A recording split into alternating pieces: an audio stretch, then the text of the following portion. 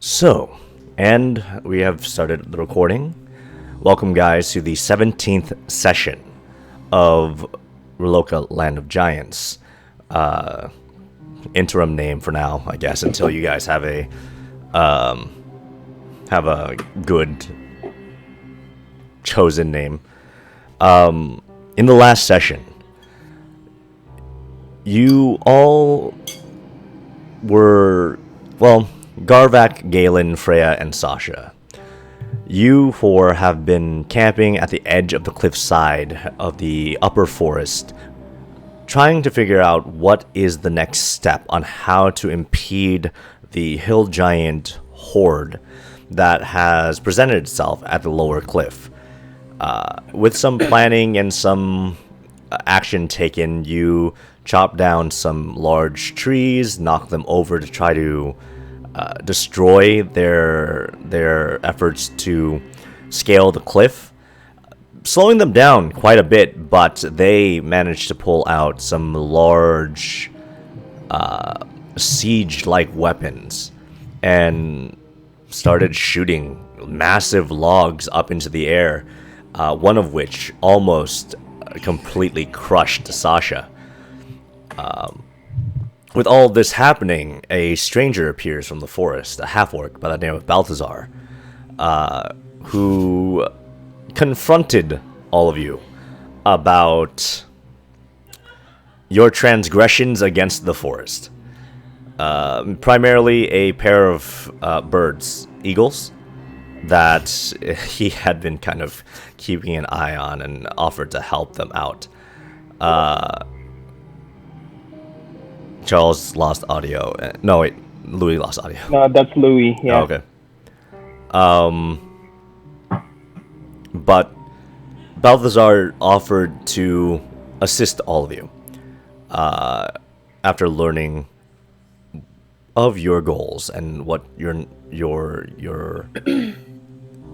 why you're here and what you're trying to do. So he led you to his tribe's kind of not ancestral, but like their traditional path to descend and traverse down the cliff. Heading there, Freya, you kept an eye on the creature that has been tracking you, the devil that hunts you, and you just have been trying to keep a good distance between you and it, and notice that it is still a whiles away, but a couple days for a devil isn't that long. Descending down into the cliffside fortress, the five of you make your way into a garrison. What looks like the top, buried into the ground, is a large tower used to defend these cliffs many years ago. Most things have been looted or ransacked from this place. No signs of life. And Gaelen managed to find a bag of broken shards holding one potion of superior healing in it. So, I don't know if you guys remembered that, but I'm pretty sure someone wrote it down. And you all found a doorway that led into the war room of this fortress. With some efforts, Garvak decided to bash down the door after other attempts have failed. Taking little more than an hour of effort, you were able to destroy the door, and you entered into the war room where 10 revenants of the Brotherhood of the Platinum Dragon sat. You managed to awaken them and restore their memories by invoking the name of their deity, Bahamut, the Platinum Dragon. You, Sasha, offered them aid to find peace, to find their quarry. And then, in gratitude of your party bringing them back to consciousness, have offered a semblance of aid to bring you to the front gates of the fortress, and to aid you where they can along their journey to seek out their quarry, to find and slay the traitor who essentially ended their lives. Roshak, the Deceiver. I believe that's his official title. Let's hold for a second while Louis is looking for that, and I'll pull up my notes right here.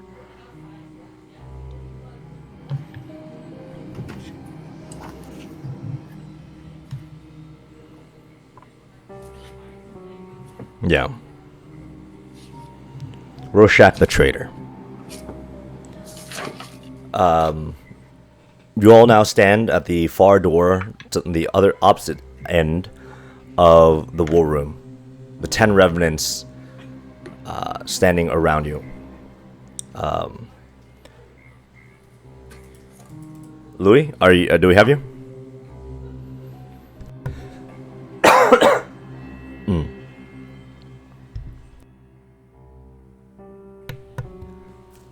Oh, that's getting itchy in my throat.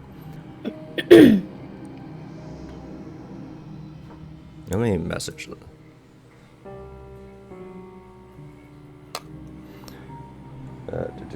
Can someone message Louis and see how the audio is coming along?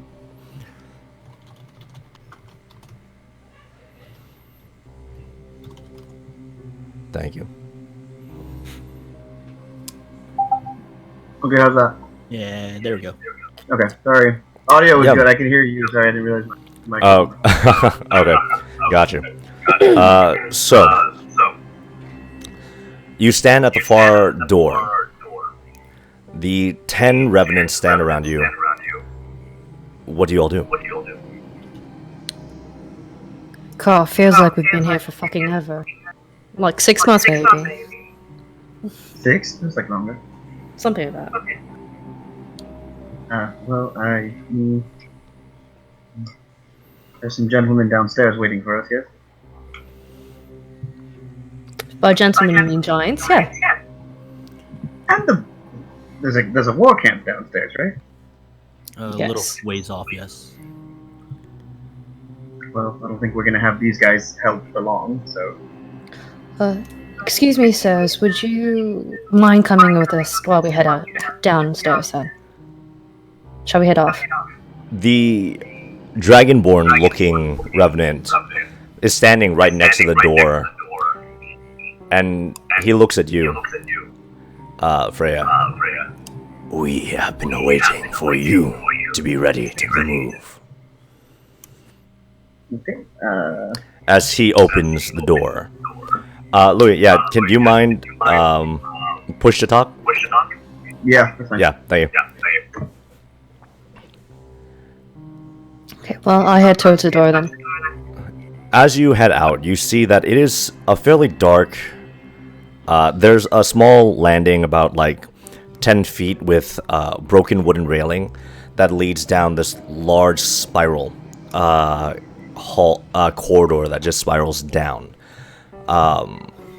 One of the windows that seems to be facing towards the cliff is just completely covered in dirt now that the tower has been kind of dilapidated.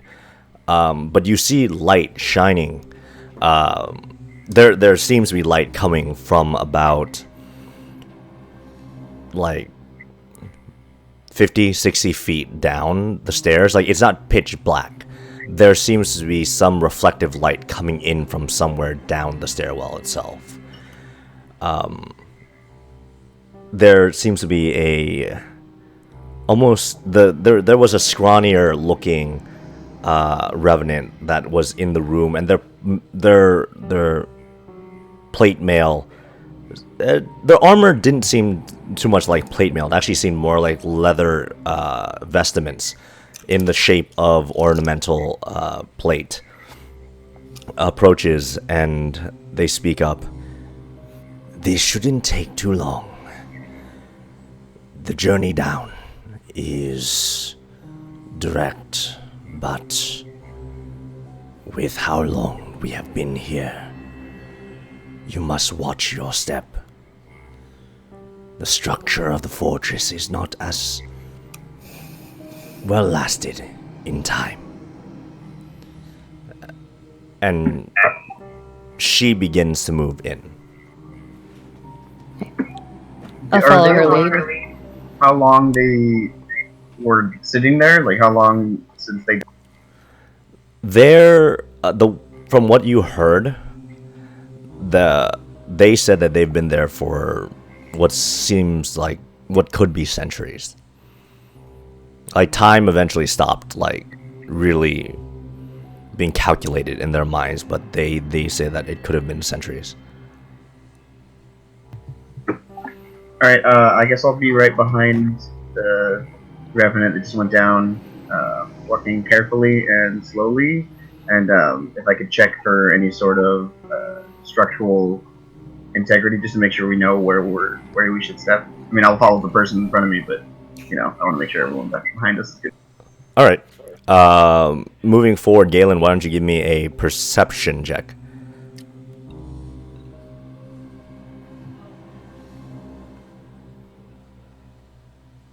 Also, Paul, would I have a feeling of when they were, when they died? Of these revenants, like, do you have a feeling when they died? Yeah. Like, would I know? like linking to history, like an event? Roll me a history or religion check. 17. 17 for perception. Moving forward, Gaelen, you notice that at a certain point, you reach this area where you notice this is where the light was coming from. A large crater had basically been blown out of this wall as if a catapult or something slammed into the side of this tower, blasting a hole into it. And it looks over the cliffside heading to the west. The structural integrity of the stairs here, you notice that the beams leading down and up have been broken. Traversing this area is going to be slightly dangerous as there's no support structure here. 17. Yeah, that's what you notice there. It's a good 20 feet of stairs that seem unstable, and you do see cracks spidering throughout this these 10-15 flights of stairs. Sasha, what did you get? I got an 18. 18. This of all the holy wars, of all the great battles between gods, a battle between Bahamut and Tiamat has not been recorded in over 800 years. The time of dragons is not one that is spoken of too frequently because it is a lost age. So this fortress stands to be almost a millennia old.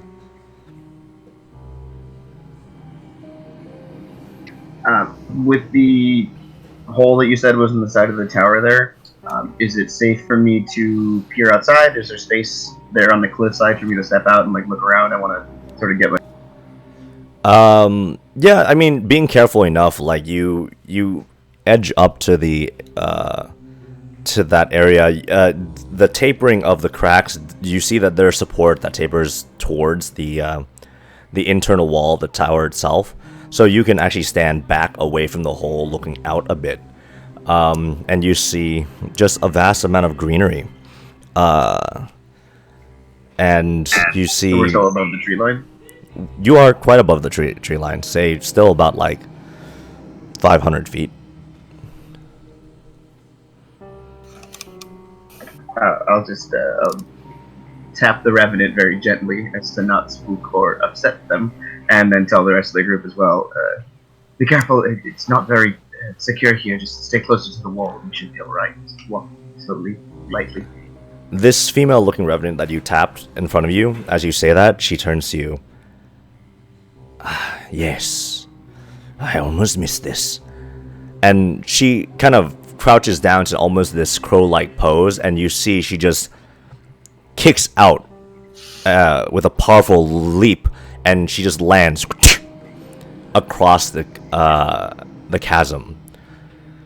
And the dragonborn revenant behind you, with the rest of the other revenants behind him, kind of looks down.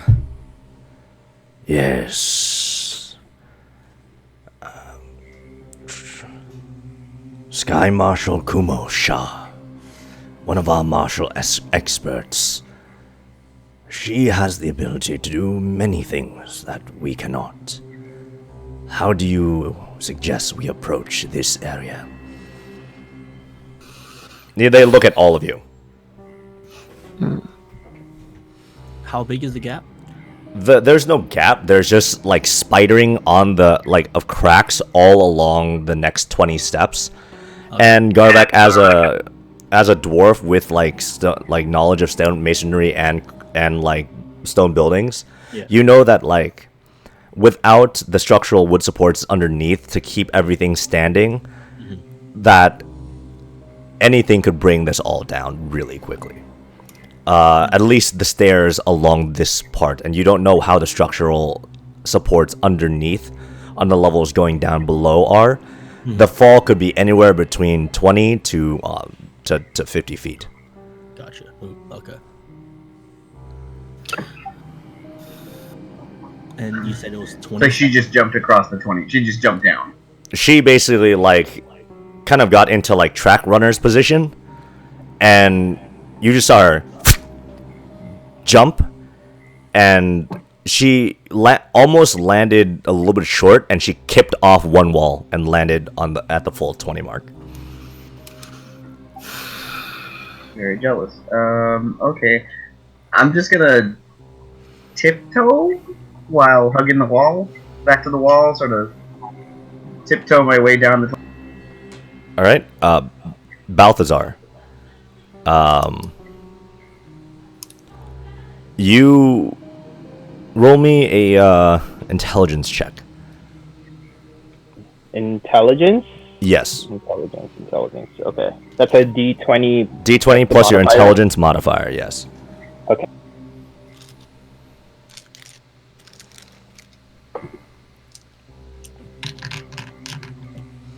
$15. 15.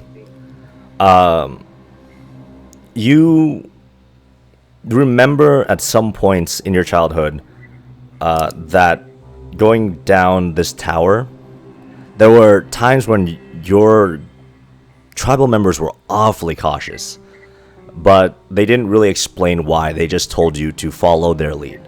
This was one of those areas. You remember them telling you to put yourself right up against the wall and keep your legs as parallel to the wall, keep your feet as parallel to the wall as possible, and basically inch your way across, and they'll tell you when to stop. Okay. I will tell Gaelen that right before he starts trying to cross. But is there also any type of plant life in this area at all? You can see some moss and minor weeds have started to grow up the side wall in from the open hole.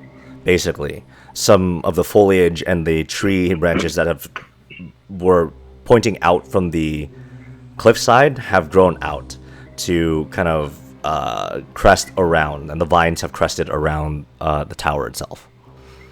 If I Go ahead.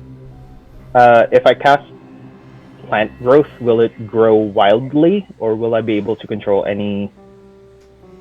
Let me. Will I be able to control the growth? Plant growth. That is a third level spell? Yes.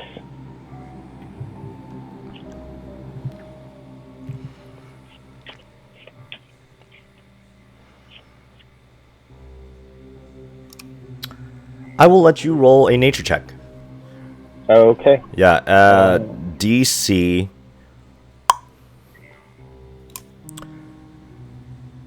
DC 14. Okay. And Okay. Paul, while he's doing that, how big is the ledge that Sky Marshal Commotion land? The ledge, it's just the next set of stairs. It's just the next set of Yeah, stairs. Okay. like it's the same spiral stairwell going downward, but it's this segment, like this, like 20 degrees of the spiral on this side of the tower is structurally unsound. Okay, and then how wide is it? How wide is the actual stairwell itself? Yes. 10 feet. Okay. So you're going down 2 by 2, basically. Okay. Can I just leap like she did? Because I was gonna say I would try as well. Yes. So go ahead and give me acrobatics Since I'm checks. gap, you know. Yeah. Go You ahead, have give me mobile acrobatics also. check from both of you. Acrobatics or athletics? Either or. You choose. Okay.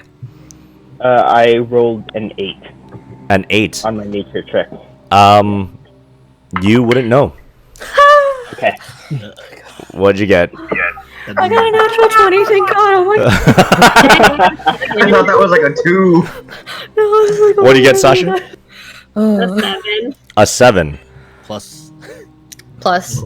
That's with my plus. Oh. With the mobile Was it too? 7 or 11? Mobile doesn't give her. Oh, mobile. Oh, wait. Wait. And you have the cat thing, I right? go +1 because my stone of good luck, so that's an 8. So that's an 8. Okay. So, Freya, you Yeah.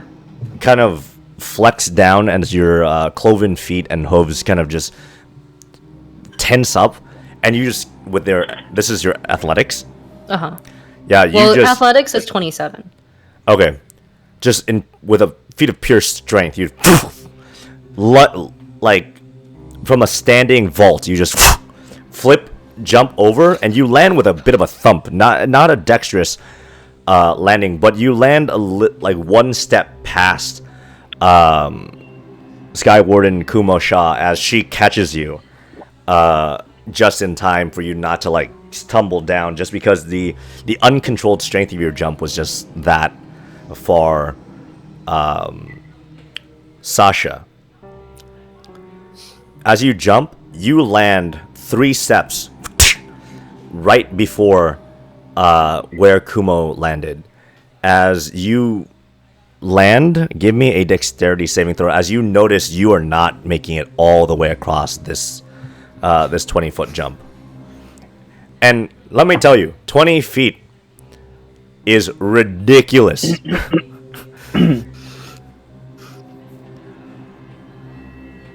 19. 19. Cat's Grace.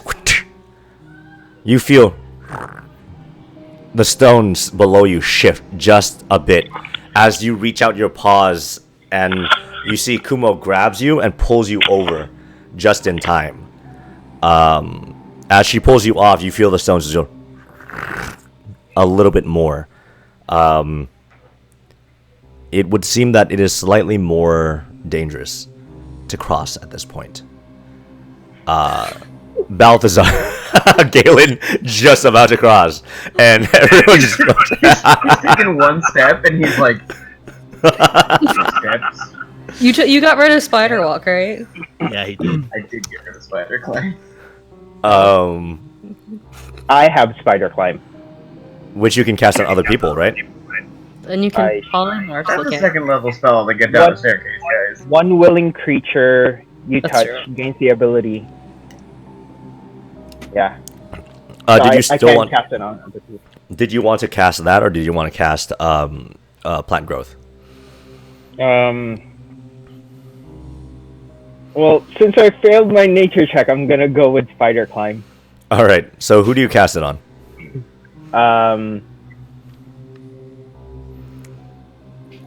Gaelen for sure. Cast it on yourself. I can just walk down. It's okay. Okay. Then I'm gonna. I see you reaching out to cast a spell, and I'm like, no, no, no. So selfless. For okay, and then I guess I'll turn to Garvak and ask him, would you like me to cast this spell on you? This doesn't solve how the revenants will go down too, because they also need to follow, or we're gonna lose all the revenants in the process. I was about to say out of game. Who cares? But we need them, so never mind. Yeah. Tell that to the giants downstairs. Okay. Well, since I haven't actually cast Spider Climb yet, should I try it? Should I try Plant Growth? DM, which side of the wall? So both sides of the walls are still there, right? No. So basically, it's the exterior wall. Okay. For this next 20 feet has been blown away. Okay. Yeah, it looks like it has been shattered by something How's crashing the into it. structural integrity in the interior wall? The interior wall looks fine. It's the fact that the exterior buttresses are gone. What would be the capabilities of me using my climber's kit to put pythons along the way, to string along that we can use it as a rail, pretty much? You could do it. It wouldn't be too hard, but the thing is, you would actually need to be traveling along that path. So you would have to be crossing as you do it. Okay. Yeah. So, Balthazar, what if you still cast a spell and use it to reinforce Garvak and then any pythons he might put in along the way? Wait, who said that? I did. She's frozen. I did! Oh my Your god. video's out. Am I? Oh no. It froze. Ayah. Is it still frozen? Yes, you are. Tits. Okay. I wish you could see people. It's fine. Just continue. Yeah. No, it's not fine. I'm gonna fix it. No, Okay. I'll get the picture. Ah, But yeah, There you whatever. are. And now, Okay. Sasha. There you go. Okay, cool. Yeah, Okay. use it to reinforce the pythons or something. Plant Growth or Mine so I don't the fall off wall. or yeah, that's what I was thinking. Spider Climb on Garvak so that he doesn't fall while like actually putting the pythons like on the wall. Okay. Yeah, that works with me. Okay, then collaborating with Garvak, that's what we'll do. I Alright. will cast Spider Climb on him. So you see that Balthazar pulls out. What the hell is bitumen? Bitumen? Give me a second. It's one of your components. Yeah, I know. I just saw it. I believe it is a. It's tar. It's basically tar. There you go. So you see Gaelen pulls out some tar, and Balthazar.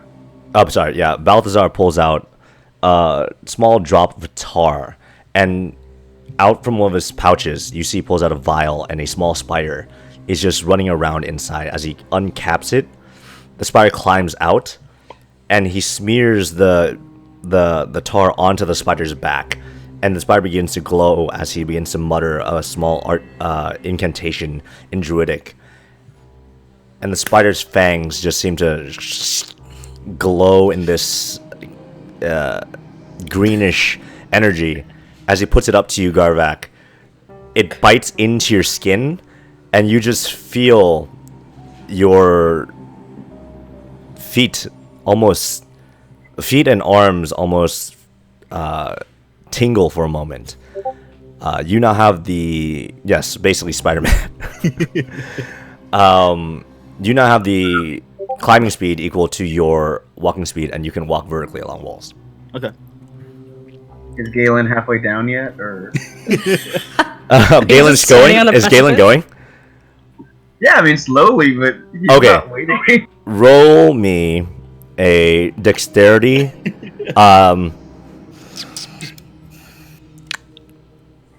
Just straight check. Roll me a dexterity check.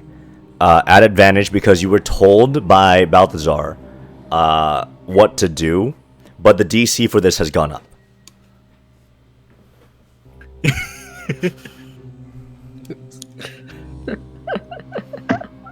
A 17. 17. You are able to eke across very, very slowly.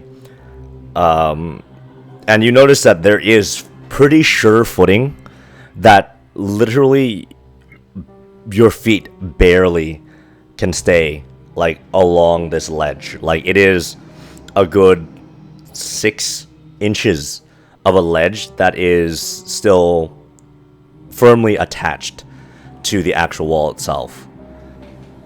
But that you get across and you kind of turn and you see Freya and Sasha standing there looking at you as Skywarden Kumosha kind of like looks at all of you and turns to you, Sasha. That was very reckless of you, Holy One. But I would believe that you would need some training in the martial arts. If you need some guidance into what direction to go, I would happily point you to the monasteries where I learned. That sounds good. Maybe later. Of course. Across the way, Garvak, what do you do? I'll take out my climber's kit. Okay. And put in the first python where we're at. Okay. And then I'll go every, because you said it's what, like 20 feet Yeah. down? I'll go every 5 feet. I'll stick another python in. Make sure it's taut. Loop the rope through and continue on my way down. All right. Roll me in.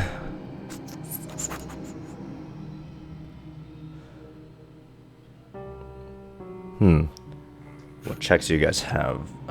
Because this was dungeoneering. I would make you roll dungeoneering, but you guys don't have that.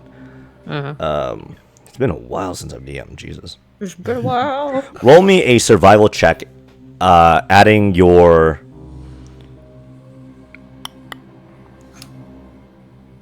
strength and your proficiency, because I'm guessing you're proficient with climber's kit. Yes. Yes. With the disadvantage with strength and proficiency, Yes. will be a proficiency winner will be a 16. 16. All right. You walking along the wall of the structure, placing a python in every 5 feet. You are pretty certain that they are secured into the wall. All right. And Garvak, you walk across, and then you just walk down the wall. And just land right next to Gaelen. Balthazar, you're next. Oh, how tall is the height of the stairway? From this landing, like the stairs here to the ceiling, it's about 10 feet. Okay. Would it be possible that I could stand in the middle way to make sure to like help people across? Yeah, sure. I'll walk on the wall. Yeah. So I'll move farther down so there's more space. you scooch farther down. The revenant Skywarden follows you as well.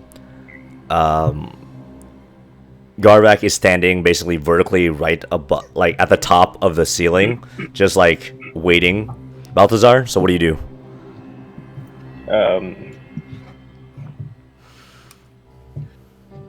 Okay, wait. So, Garvak.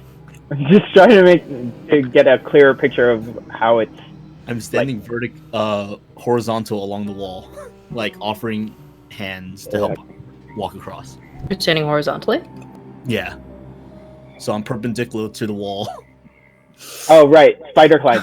Spider climb. Oh, okay. I'm like, how? I was like, how are you doing this? Let's see. I'm gonna, before I start crossing, I'm gonna ask Garvak to, basically, for extra security, get this rope from me and have someone on the other side hold it while all the revenants and myself will cross. I'll cross last. Okay. I'll hold the other end. Okay. Gotcha. I'll grab the other end then. So And then Garvak, you'll help folks cross? Yep. there are And my rope 9 is 50 feet. revenants who haven't crossed. So 1 hour. Let's go. So, Balthazar, you're holding the rope on the far end. Who's holding the rope on the other end? So Freya, you're holding it. Freya. So I'm holding on to Freya. you're holding on to Freya. So, you see one of the Sky Wardens come up to you, the Dragonborn Balthazar, as he kind of holds on to the rope as well, and it's like, to make sure our men get across safely. He tots it around his body as well, just to ensure that you have enough leverage on both sides. I need Freya and Balthazar to both roll strength checks at advantage because you both have someone assisting you.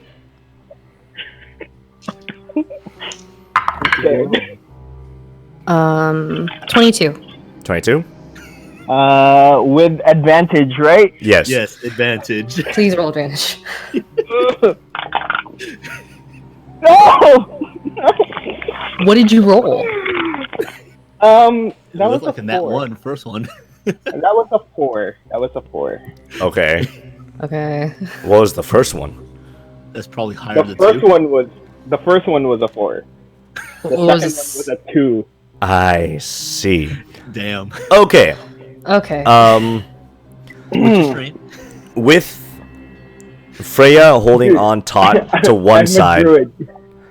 and Garvak there to assist, you have essentially given the revenants, Garvak, you give them advantage, which helps them a bit, and you guys have lowered the DC by 1. Okay. So, if both of you guys have succeeded, you guys would have lowered it more, but that was, if anything, I consider a failure.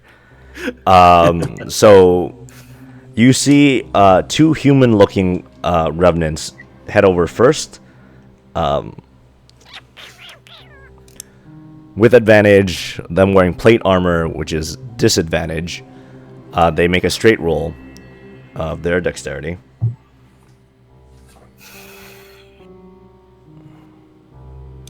All right. Okay.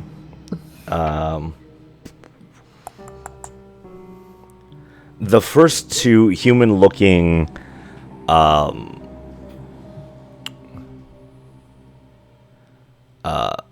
revenants begin to cross as they begin to walk along the ledge. Their armor accidentally bumps into the back wall and ricochets them off a bit.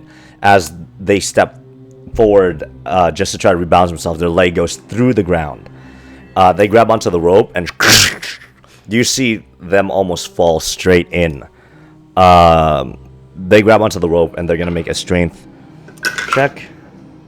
They save, so both of you now feel the rope tighten as they pull themselves back up. Balthazar, you feel yourself pull 5 feet towards the actual hole as you see the Revenant, the Sky Warden behind you, tries to brace himself as he takes 1 step down closer as well as both of you two are pulled closer. Freya, you don't move. You stay taut as that Revenant pulls himself back up. The one behind him rolled a 19. They pull themselves back up and get across safely. There's now another hole inside the this stair area. The next 2 begin to cross. One kind of again, another smaller looking one kind of sees everything and like pushes the other 7 back. 1, 2, 3, 4. Other 6 back as they kind of start to unbuckle their armor and takes off the plate, and you see that it is a feminine figure below, but they're emaciated as it has been centuries since they've actually sustained themselves. And she pulls off her helmet, and you see what looks like shaven horns that have been broken off underneath. This seems to be a female revenant, female tiefling revenant. As she pushes everyone back, Stand back. I have this. As she begins to lively cross over. Without the plate armor, she has advantage. Oof. She gets almost all the way across. Oh, wait. Plus that. Yeah, she gets almost all the way across before the final step of the ledge just crumbles a bit. And she almost slips off, again grabbing onto the rope for safety. That's a natural 20 and an 18. She, without even pulling you guys in, she gets her just enough energy to get over that final step. About 5 other revenants follow suit and just begin to tear off their armor. What kinds do we have left? Huh?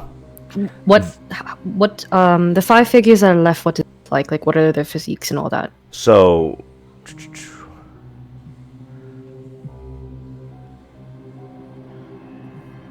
the last 5 all seem human. Okay. Except for the Dragonborn.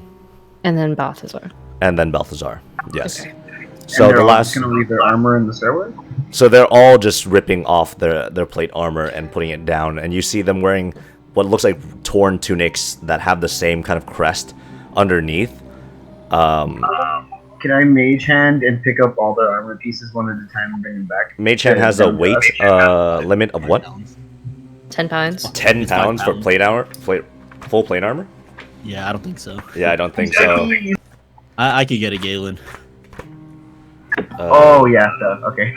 As long as it's yeah, it's 40 pounds for 65 pounds for full plate armor. So that's why you need strength to use plate. So the next 5 will all share the same roll. Whoo! Yeesh, that was not good. They begin to cross over as they get across. The first one starts moving across. You see a large chunk, 10 feet of the actual main stair structure, not the ledge, just crumbles away as he falls through.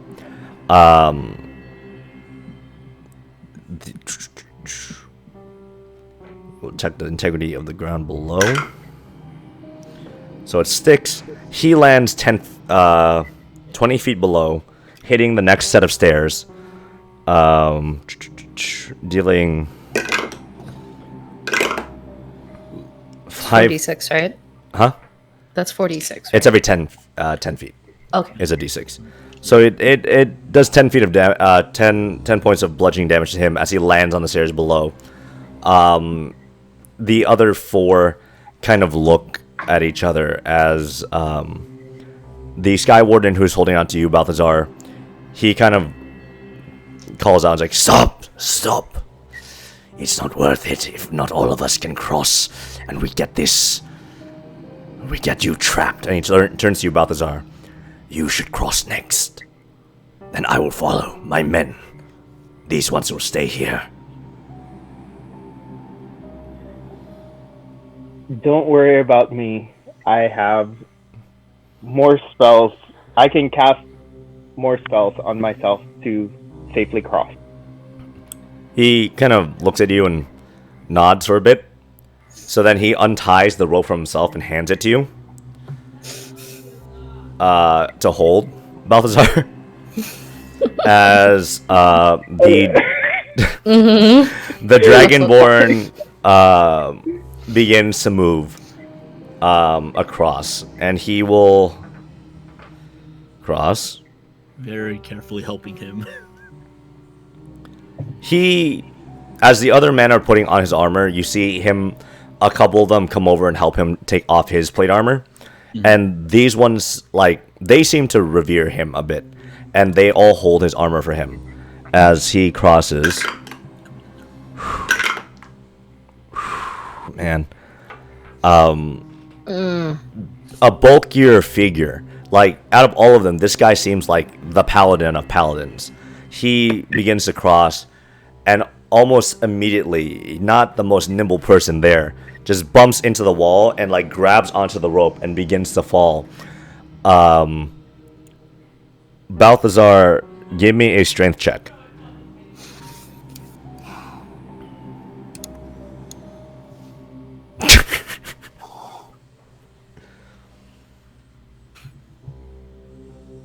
He's praying.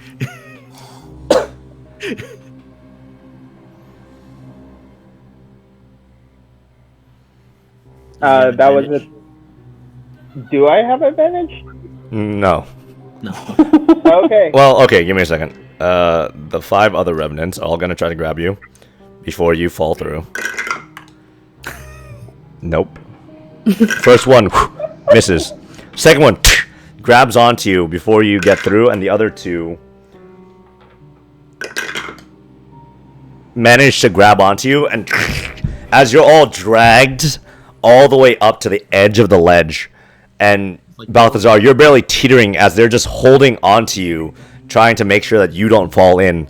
The Dragonborn Paladin is dangling about 5 feet from the next stair down, and he just kind of looks up and just lets go of the rope and lands on the stairs. And he kind of like pats himself down. I'll wait for all of you down here. Should have done that earlier. I know. If I knew that was an option. Balthazar, you feel the slack of the rope like release as all of them just knock back onto the ground. The 5 revenants on your side now just don't like, they kind of pick up the armor that they just tossed and can like pat it down and like toss it down to the Dragonborn, as the other revenant who fell down has gotten up and like started helping him don his armor again. Is there enough space down, or was enough space made when he fell that they can just climb? Say that one more time, you cut out. Was there enough space made when the Dragonborn fell down? Is there room for them to just climb? Climb down the rope. Not so much. The rope basically, as he pulled down, destroyed the rest of that stair landing, other than the ledge. So the only thing that's left is the ledge that is structurally sound. But technically, if you had a strong enough rope, it could, like, they could spend like the next 30 minutes to all climb down the rope. If How long have we been trying to do this? It's been like a good 10 minutes. Okay. If I Because spider climb only lasts for an hour. Yeah. Yes, no, it doesn't take like an hour for you guys to figure this out. Like, it's just you guys are going one by one. So if I secure the rope to the pine-ins, can I drop it down, because it should protect? It should. They can't fall more than 25 feet. yeah. All right. For the other revenants, and then I'll get any of the donned armor and start to take it down or take it across. All right. So Garvak Basically having them rappelled down. Yeah. basically assists all the final revenants rappel down. As this happens, Gaelen, Sasha, and Freya, you guys hear from behind you the noise and clattering of armor, as you realize that about 40 feet away is that next landing down. 40 feet. I walk down the stairs. Yeah. You guys walk down, you meet up with the other revenants, and you see that Kumo kind of almost looks like she has a slight grin on her face, just in a, like, you all laughed at me when I had, like, coming in as a monk into an order of paladins kind of thing. But look who's laughing now kind of way. As she continues to lead you all down. It takes about 30 minutes for them all to re-don their armor. Paladins. And you notice that many of them are, like, the Skyward and Dragonborn has his blade, and there's one of the human-looking ones who stands a bit taller than the rest, has a spear, but many of them are actually missing weapons.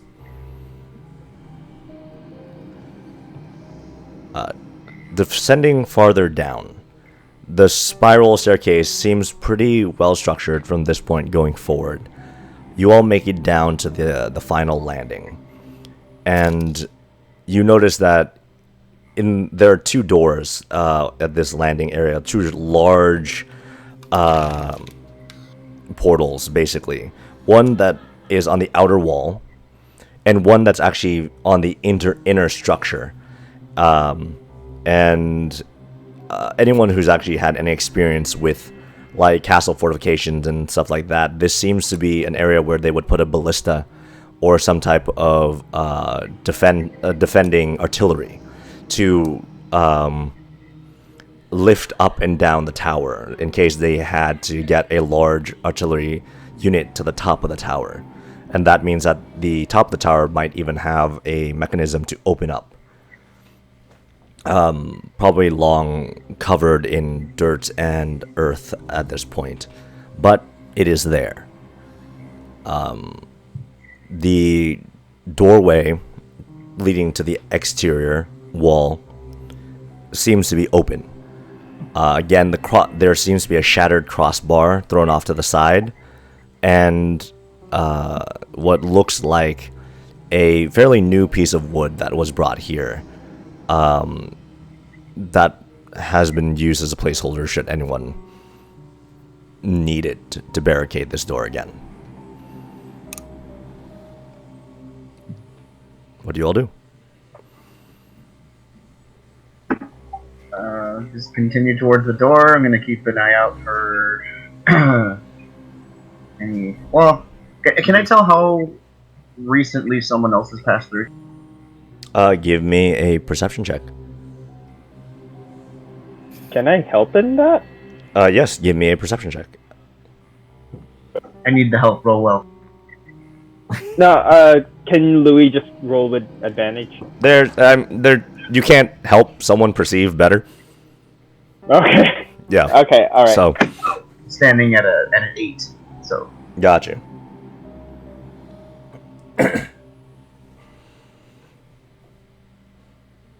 Oops. That was a perception, right? Yes. That was a 9. 9. It's been a while for you, Balthazar, and Gaelen. You've never been here, so you don't know what could potentially be new and old, and you're not really that great of a survivalist or tracker. So, you all. It was an 11 actually. Okay. Does anyone else want to do anything? I'll try to. Yeah. I'll take a peek around then. Ditto. All right. So Garvak and Freya. Natural 20. With disadvantage, I rolled an 18. Oh, okay. 22 for me. You all notice, kind of what looks like shuffling, like tracks, all around the perimeter of this area. And with the door open, you all continue forward a bit just to look out this doorway, and you see this long, stone-hewn hall with wooden doors on each side. And you see ages dried blood in puddles and in markings on the wall and like just black marks on the ground. But there's nothing there. No bodies, no skeletons, no weapons. Nothing. How many doors down the hallway? How long is the hallway? The hallway is about, say, 50 feet. And there's a door on each side, one 5 feet away to your left and one 10 feet away on your right, and it alternates every 5 feet. Yeah. Okay. And in between every doorway is a unlit torch sconce. I say but behind me, if only someone was good for checking for traps. You looking at one of them? Someone. Who are you looking at? You Paul, how many of the revenants have weapon? Has weapons? you see that 5 of them do. 5 of them do not. Okay. Actually, sorry, 4 of them do. 5 of them do not. So 6 of them though. Yes. Okay. Out of the bag of holding, because I grabbed this up at the giant's lair, I'll take out a long sword, a great sword, a maul, and a warhammer, and pass them to the other revenants. As you hand them out, many of them kind of like look to you and nod with a great appreciation. As you approach the last one who isn't wielding anything, it is the Sky Marshal Kumo Shah, and she kind of looks at you, and again you get that small smirk on her face, and she kind of puts up her fist, and she kind of just smiles and says, "The discipline of the Platinum Dragon comes in many forms." Can I make an investigation check to check for traps? Yes. Gaelen, as you do say this behind you, though, the taller looking revenant with the lance, they speak up. "There are no traps in this place. We do not believe in such means of deceptive trickery." With respect, it's been quite some time since you had the run of the tower. Their eyes kind of squint a bit at you. "You may do as you please, but there are no traps here that we have constructed into the building itself." I didn't think it was them. I didn't think it was you. It's a 19. 19, there don't appear to be any traps as you move closer to inspect the hallway.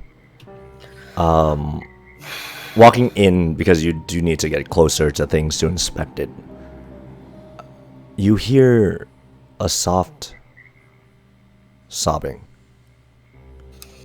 coming from the end of the hallway. Stealth. What? Sobbing. Sobbing. Can I use Eyes of the Grave? Yes, you can. What is the distance on Eyes of the Grave? What is the range? Oh my goodness, where is it? It doesn't say. Oh, 60 feet. 60 feet. You, Freya, what was your stealth check? Oh, I won't do it right now, sorry. That's a 26. 26. As soon as you hear it, you tuck and roll into one of the doorways and just press yourself up against the wooden door. Sasha, you see Freya just disappear as you stand up against up to the opening of this door frame, and you close your eyes and you utter a small prayer. Your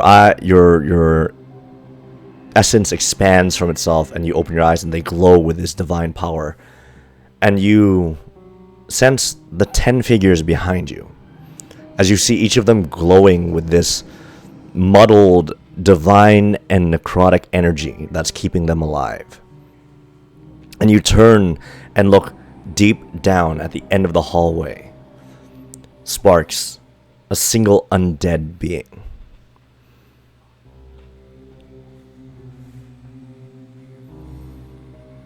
We have another undead up there. Just I'll one. analyze it and check it out. Hmm? I'll continue to move forward to see if I can get a glance. All right. Figure. What is everyone else doing? I'm gonna roll a stealth check as well and just sort of like ease up into the hall. All right. I'm sorry, I will also very sneakily ease up into the hallway. All right. So roll me a stealth check. Don't ruin my stealth check. Sasha, what are you doing? I'm gonna ask Who seems to be like the leader of the The revenants? Dragonborn. The Dragonborn seems to be the one who's currently taking on the role of the leader. Okay, I go up to him and I'm going to ask him, do you know anybody else that lived here? He turns to you. There were many. We house the bravest warriors we could find to serve the Platinum Dragon. Those who sought to bring justice to the world and stand against the defiler. In the end, many lost their lives, and some ran. And he kind of looks down and kind of walks up to where you are standing at the hallway entrance and looks around. Where are our brethren? Those who swore to defend these halls. If they fell in the final confrontation, this place would be strewn with a cacophony of war.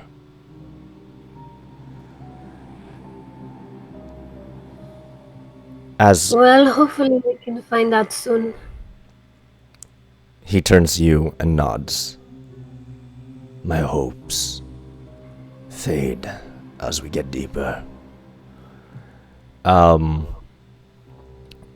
what did you roll for stealth? It was 18. 18. Garvak and Balthazar, what do you guys do? I'm gonna stick with the revenants, but Okay. I'm gonna be ready to rush if anything happens. All right, so they're all staying behind Sasha right now. Balthazar, what do you do? How many? Wait. How many people or how many creatures are within 30 feet of me? Within 30 feet of you? I think that's everyone. Is it So, everyone? Actually, no. Freya is actually 40 feet away. She's made her way forward. Gaelen is at the edge of the 30 feet as he snuck up behind. So as Freya is kind of going from doorway to doorway, Galen's basically following that path and running from doorway to doorway just to stay behind her. So you have 10 plus you 3, so it's 13. Okay. Is Freya? Wait, living creatures? Creatures. Just a creature. Okay, so yeah, 13. Okay. Is Freya? What's it called? What's the term? I forgot what it's called. Close, in range. No. Sight? Proficient Am I what? in stealth. Yes. Oh, okay. Galen is not. Oh, Gaelen that's is. not a trait. Galen is. Galen is. They both seem to be jumping from doorway to doorway. Okay. Man. Well, I'm gonna do this anyway. I'm gonna cast. And Galen is within the 30 feet, right? Like Yeah. just at the edge. Yes. Okay. I'll cast Pass Without a Trace. Okay. Without trace. Pass without trace. There's no Okay, so Galen, you are at a 28 on your stealth. As Balthazar, you are trying to basically quickly keep up in range to keep Galen, like, within that 30-foot presence. So I need you to roll a stealth check as well. Great. Sasha, are you moving forward or are you staying back? No, I'm gonna stay back with them. Got you. If I were to pass out of his radius and back into it, does it just drop or does it go back on or how's that? It basically like you drop in and out of 18 to 28, 18 to 20. Like you're it's like you hear your footsteps and all of a sudden you don't hear your footsteps. You hear footsteps and all of a sudden you don't hear your footsteps. Okay. Stealth, you said? Yes. And my stealth This is not Calrez. no, it's not. It is not. With Pass Without a Trace, it's 18. 18. Okay. Could be worse. All three of you, over the next 3 minutes, you make your way from door to door to about 30 feet away from the source of the sobbing. Can I, before we get too close, can I mask him many faces and look like the dragon? Yes, you can. Your form morphs as your skeleton, your face is just covered in the illusion of this draconic skull that grows out, and your form shifts a bit as you're pretty tall, right, Gaelen? No, like 5'8". 5'8". Your form grows just by about like 6 inches as you fill out. And Balthazar and Freya next to you now stands Gaelen in the form of the dragonborn revenant, who none of you guys have asked their names. So, I was just about to say. I'm gonna be talking to them and asking them their names. Thank you, Sasha. Thank you. The dragonborn turns to you, Sasha, and he says, "My name is..." Oh wow, you are like jittering in your... Yeah. Whoa. Okay, there we go. There you go. I Yeah, am... she disappeared for like a quick. I am Skywarden Keverim Laurentus, second in command of this post. And that's Skyboarding what? Skywarden Keverim, Kevarim,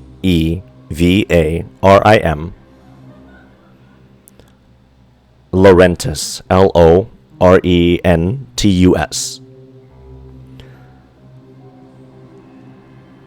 This, and he points to the tiefling, is Illyria Charity, a member of a Skywarden of the Order.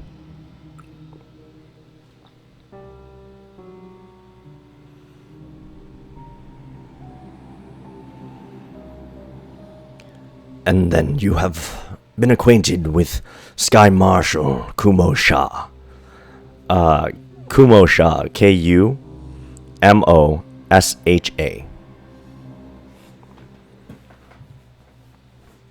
She's human, right? No, she she looks humanoid, but you notice that her bone structure is a little bit bulkier than that of a human's. You can't tell what race she is, considering the amount of decay that has happened. But her bone structure does not seem that of a human. She is humanoid. Yeah. And this is Skywarden Bakari Bosan, Quartermaster. And that was the one with the spear.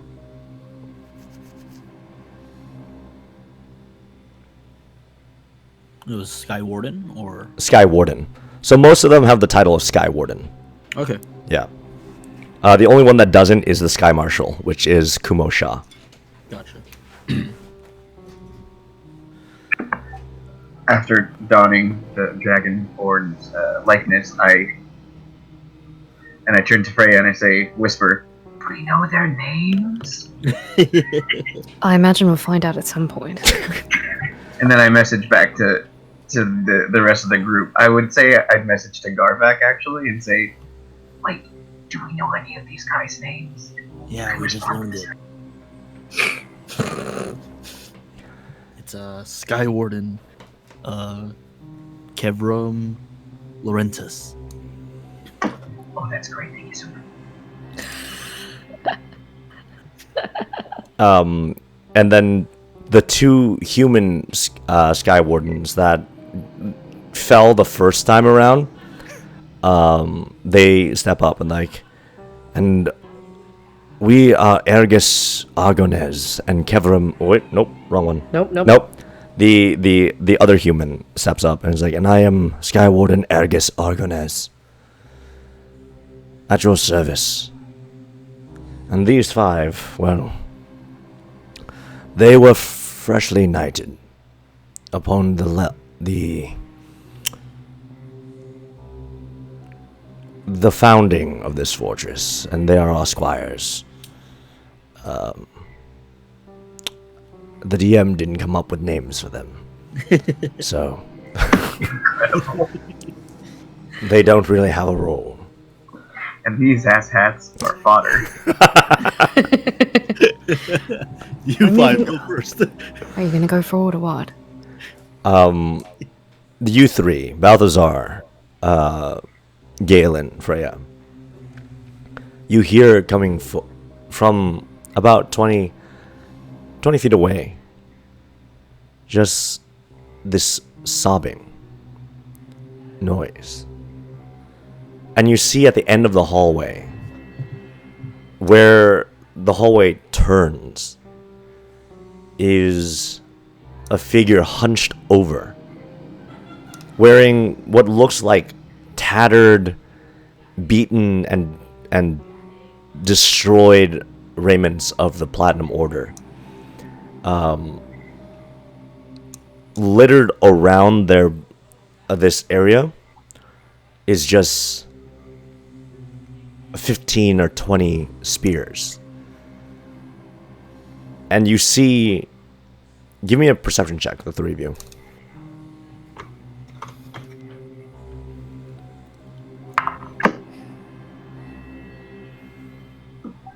$21. Natural 20. Nice. Hey. 26 total. Balthazar, you remember this site, but a different site to this monument.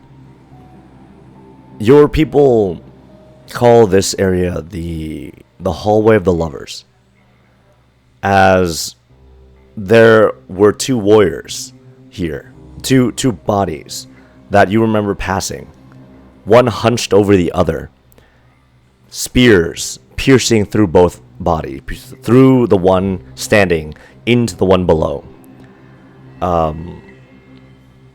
These spears were planted in with such force that it actually broke into the stone, propping them up in their final resting position. These corpses were left untouched, as your people's tradition is to leave most corpses, all corpses, untouched. The spears are now gone, strewn across the floor, and you see the figure that was hunched over is now moving as if it is crying over this other body.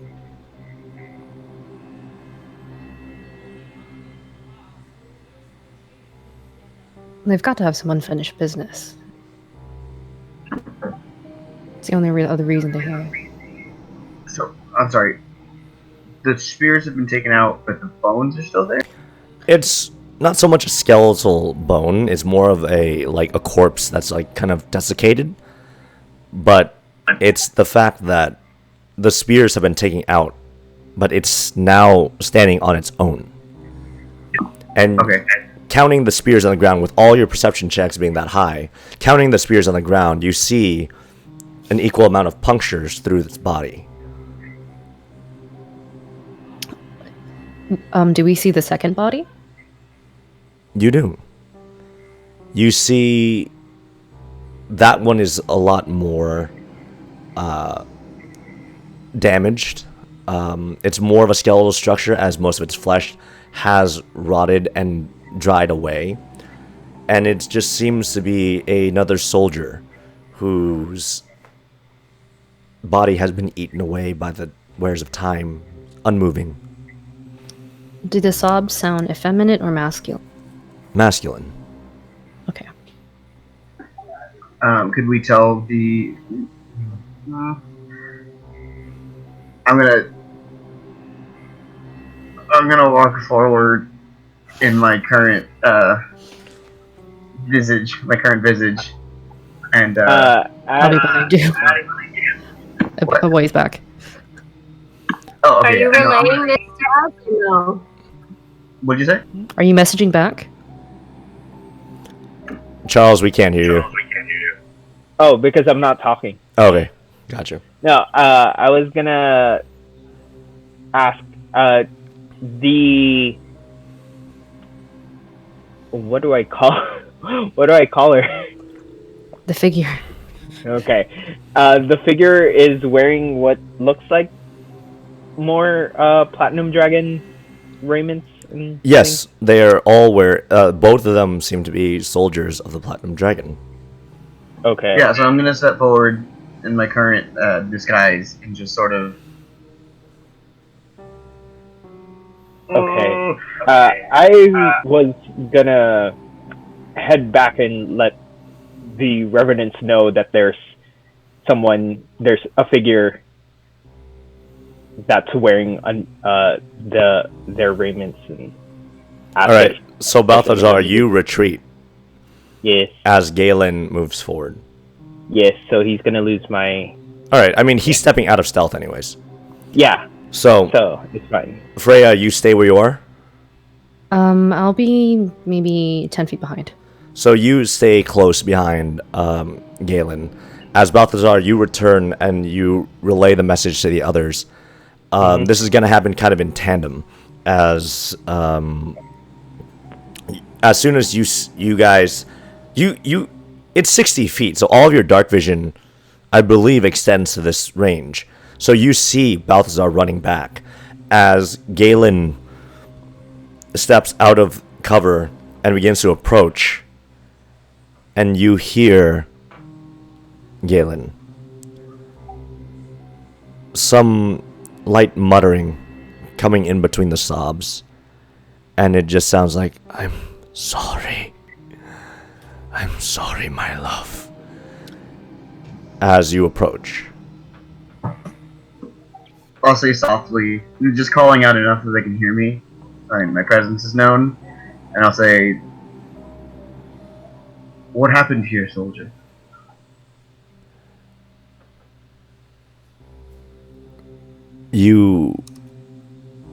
It doesn't seem to move or react much.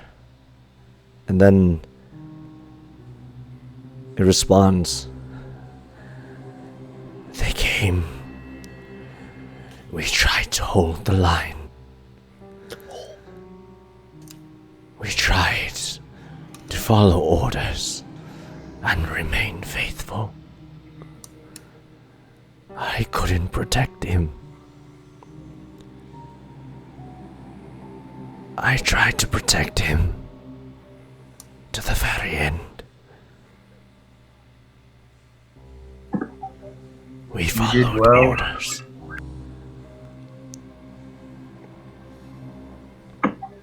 Gaelen says, you did well. You fell protecting this tower as you were ordered. Orders. He begins to kind of stagger up. And you see he kind of lifts, like reaches out towards the other body. And like his fingers, Steph, his fingers caress. You hear like the flesh on his fingers has probably almost dried completely, and you just hear the clacking of bone, caressing bone,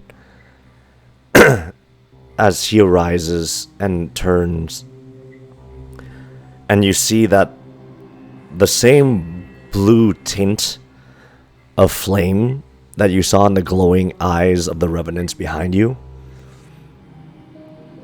isn't there. Rather, it is a small bead of red. Give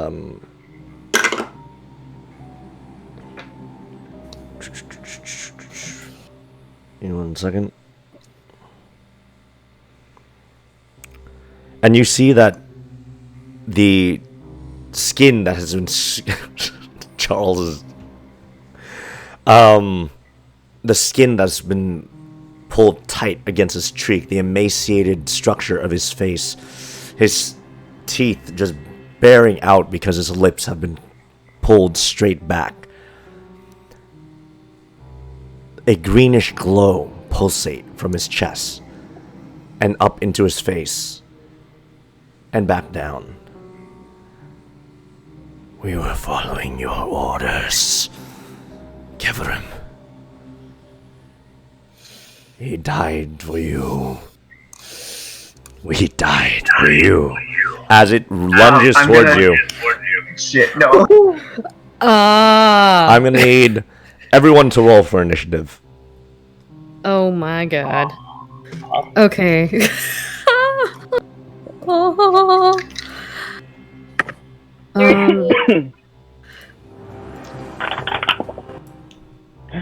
Natural 20. Hey, what is my initiative? My total is 22. I got a natural 22! Oh, come on. I have... What is my initiative? Alright, so 23. coming from the top down, Sasha, what did you get? 13. 13. Freya? 23. Gaelen? 20. Natural. What's that with your dexterity? 21. Alright. Alright, Garvak?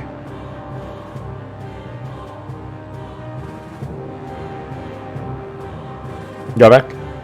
Ed? Sorry, 22. 22. Wilfred's not in this. Balthazar? 22.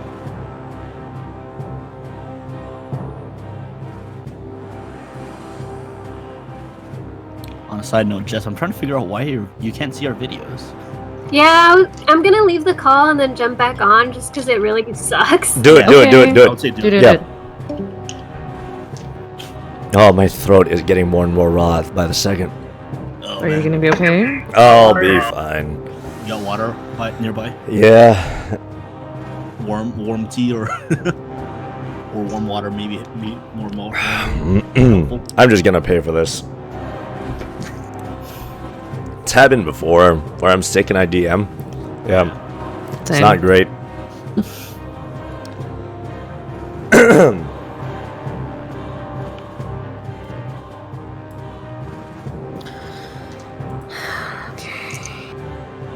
It's funny because I spent more time on this guy, this undead guy, than the other 5 revenants. The squires? the squires, yes, they're squires. Oh wait, Those poor guys. while Jess is gone, what are the names of the revenants again? Alright, so On my notes. If you want to put it in chat, Paul, it might be easier. yeah, Jessa I'll has put it to in the restart chat. her Oh, PC. yeah. So Yeah. why don't we take a quick bathroom break? Let's take 'Cause a quick I'm break then. chugging stuff. Yeah, and just type the names onto the chat. Yeah. Yeah. Yeah. Right then. Alright, sounds good. My throat. Mm-mm. Hi, Paul. Hi, Steph. Hi, Steph. Hi, Charles. Hi, Louis.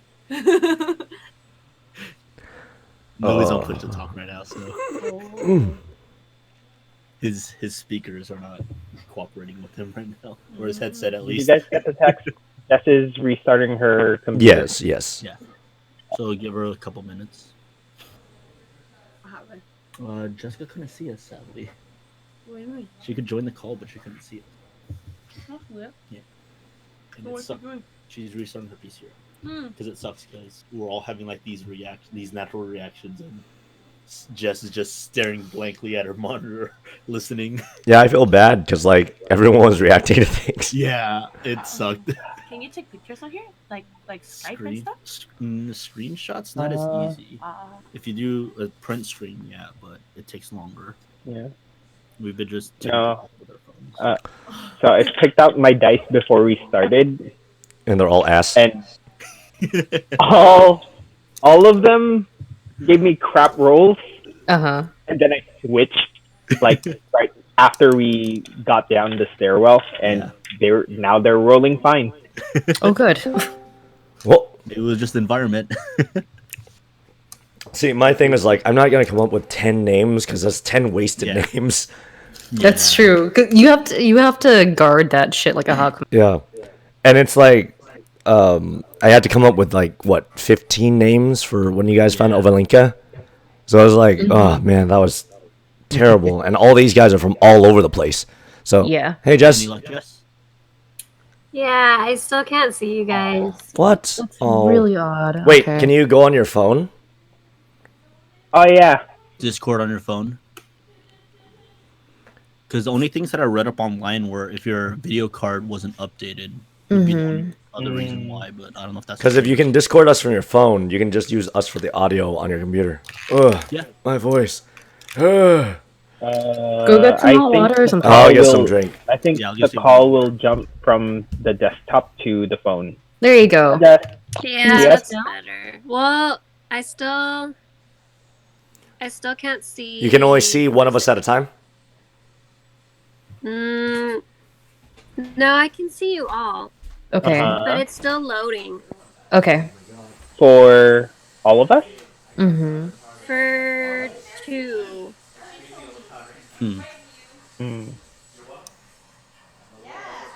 Well, who are the ones that you can see, Jess? I can see you and Ed. Okay. Oh, I'm not on yet. Mm-mm. That's okay. We'll get to there at some point. It's just loading the screen. Yeah. It might be your Wi-Fi. See if you can do a video like your graphics card. See if there's any updates for it. Because that's what I read online was sometimes if your video card's not updated, it might not load everything up properly. I don't know what that is. If you go into your like, what kind of laptop do you have, Jess? It's Adele. If you go into your program searches and just type in updates, and that might pop up. You have Windows 10, right? I mean, it's all up to date. That's what I don't get. I don't know. I don't know technology. That's okay. D&D is meant for in person. I know. Illyria Charity is the That's the tiefling. Which Yes. Okay. That's yeah, the top one, tiefling. the chief. And the Sky Marshal, who's the monk. That's the Sky Marshal Kumosha. is Laurentis. No, the Sky Marshal is Kumosha. It's the monk. The Dragonborn is Keverim, right? Kevrin. The leader is Laurentis. Yeah, the and Dragonborn. he's still a Sky Warden, but he happens to be second in the command. Yes. Yeah, he's like the top ranking officer that's still here. And apparently not on good terms with some people. Yeah. Gaelen, you should have gone as a monk. Sky Marshal arcane is... users. Kumosha is the Sky Marshal. That's the monk. We don't know the race though. Humanoid. Yeah, it's human. Yeah. I don't know. What did you say I should do? You should have gone in as a monk. Oh, into this game, you mean? No, as your disguise. Oh. Why? Because they hate you now. Look at it. I mean, to be Right, fair, right. he didn't know that.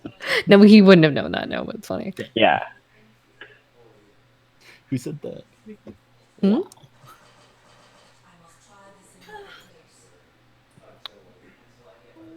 What's that? It's like something like that. I feel like every time Galen has a plan, it's something like that. Gaelen left and now he's back. Oh. Or like the Wii Shop theme.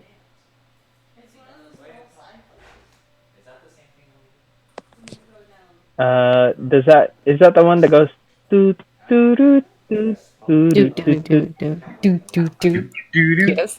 Do. That's Galen's Oh wait, planning that's phase. the me channel? Is that the me channel or Oh, that's the shop? no, it's the shop Yeah, theme. It's the Wii Shop theme. Did the rest of us load up, Jess?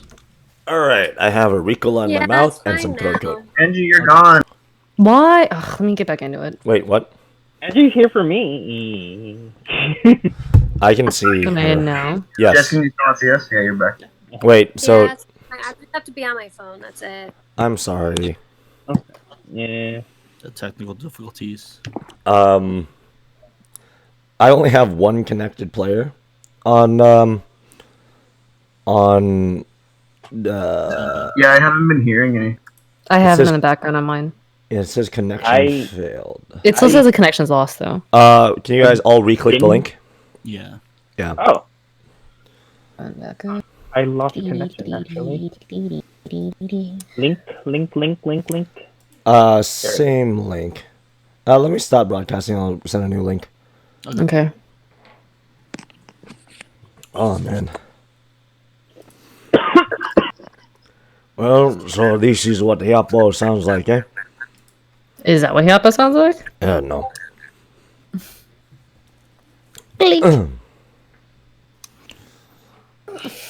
All right. So Right, I have I'm two connected. players. It says connected.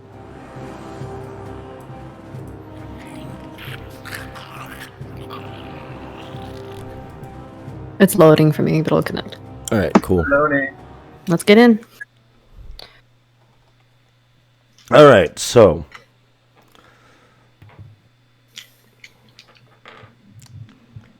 It says I'm connected, but I don't hear any. I'm not playing anything right now. Oh, it's all you want. Oh my god. Hold on. What happened? What just happened? I have no clue. I got you guys all connected. So. Okay, There we go. Now here's stuff. I hear that. Yeah. Cool. Alrighty. Oh, that's what it was. Oh man. Critical hit. Okay, I'm ready. Awesome. You got to kill in before the battle. It was a cricket was like this big. Ugh, okay. All right. So. I'm gonna move my outside. computer. Oh, let me wipe the wall. Gross. It's a trophy. It was juicy.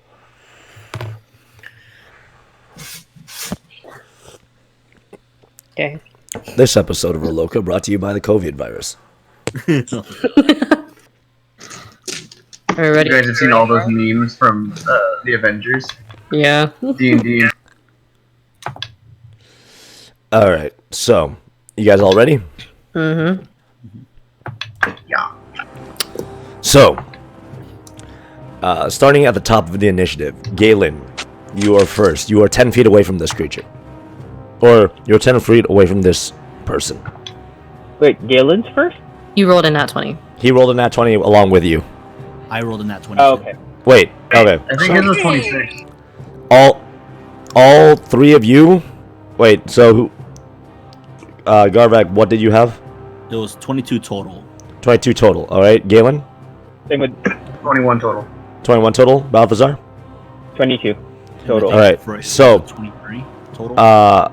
Balthazar and Garvak goes first. And then the natural 20s will go first. And then Okay. the initiative. So basically, Garvak and Balthazar, both of you have the same initiative right now. As Balthazar, you just made it back to the revenants. You guys don't hear the lunge because it was just a lunge. So I don't know if Gaelen yelped out or anything. But it is your guys' turn. Okay. And speaking is a free action. You can speak all you want on your turn. Okay. How far is the as, other one from me? 60 feet. 60? is it 60? 50 feet from you. Gaelen is 50 feet. The creature is 10 feet away. And then I saw it head towards Gaelen, correct? Yes. Can I move my 35 feet forward? And then I will ready an attack. All right. So you move forward 35 feet, setting yourself basically 15 feet away from Gaelen. 25 feet away from the creature and Yeah. 15 feet away from Gaelen. As you see Balthazar approach, you just run past Balthazar, seeing that as a sign of trouble. Balthazar, it's your turn. Okay. I'm gonna head back. I'm gonna tell them. If you look past me, there's a figure with the raiments of the Platinum Dragon Would I have heard? No. No, you left as they started talking. Okay. So I wouldn't have heard Gaelen be lunged at. No, you wouldn't have seen it. Okay.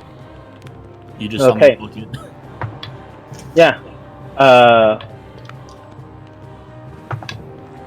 I guess as Garvak ran past me, I would look behind me to see what was happening, why he would go that way. But I would continue and tell them that the figure that's, in case it wasn't clear, because it is like more than 50 feet away, there is a figure towards the end of the... Is it just a hallway? It's a hallway, yeah. There's no turn, there's no room? It's a turn at the end of the hallway. Okay, but everything that's going on is just like at the end? Yes. Okay, yeah, so I'll just tell them there's a figure at the end of this hallway wearing the raiments of the Platinum Dragon. I was wondering if any of you knew who they were, but it seems we have some trouble. And what do I do? I guess I'll start heading back and see how I can help. All right, so I'm gonna head forward too. you quickly say this as you run back. Do you both double movement back? And we'll move you as soon as you get there, Sasha. Yeah. All right, so you run your full 60 feet to next to Gaelen. Is it next to Gaelen? Do you want to be? It's 10 feet in front of Gaelen. Do you want to be next to Gaelen? I'll be next to Freya. All right, so you step behind Gaelen, so you're 20 feet away from the creature itself. Gaelen, it is now your turn. Knowing that I'm too close to attack it with a regular Eldritch Blast, I'll say... You're within 10 feet. It's 10 feet away from you. You can do an Eldritch Blast. At disadvantage? No, that's if you're in 5 feet of it. Oh. Okay, then yeah, okay, I'll do two Eldritch Blasts right at it. Okay. Yeah. So basically, what's happening is there's a 5-foot space in between both of you. That's what it is. Yeah. So go ahead and roll for your Eldritch Blast.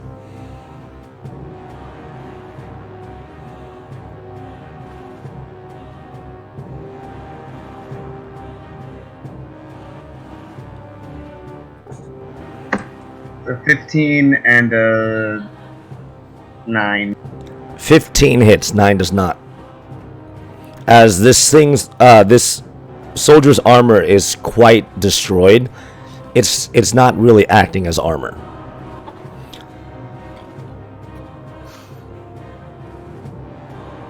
One d10 plus charisma.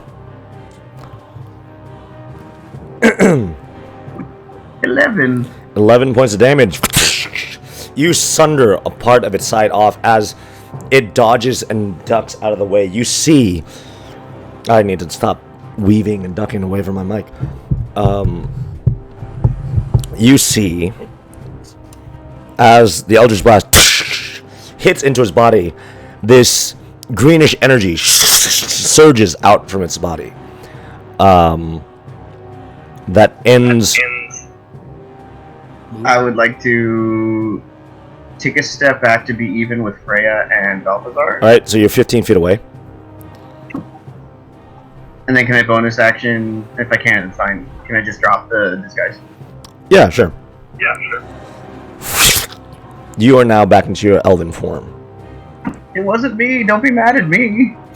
Freya, it is now your turn.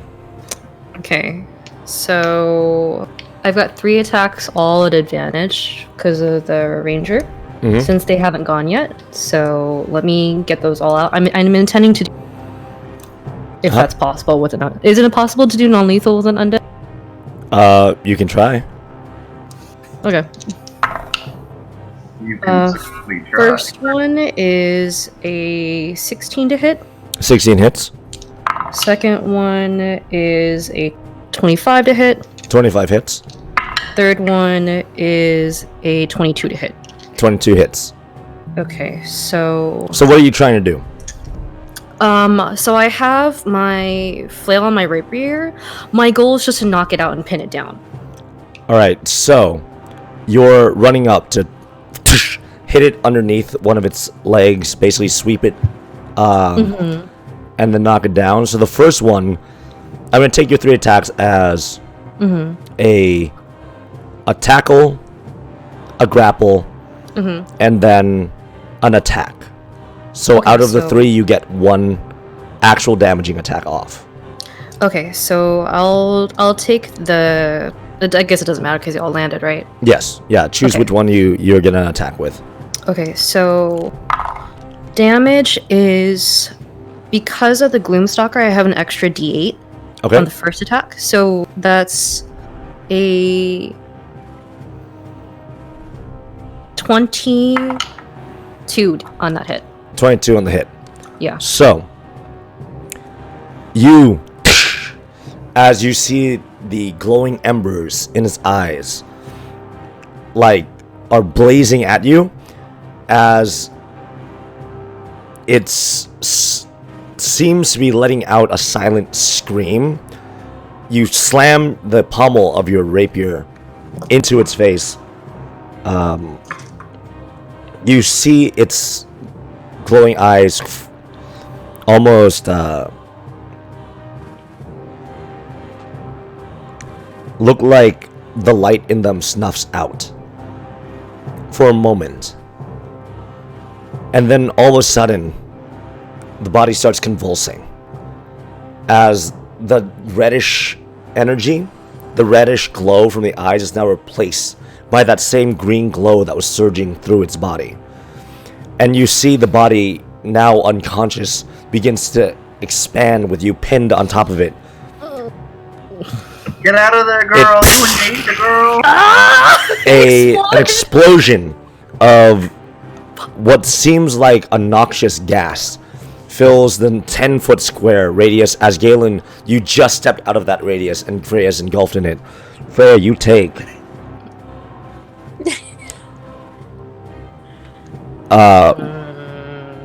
roll me a dexterity saving throw.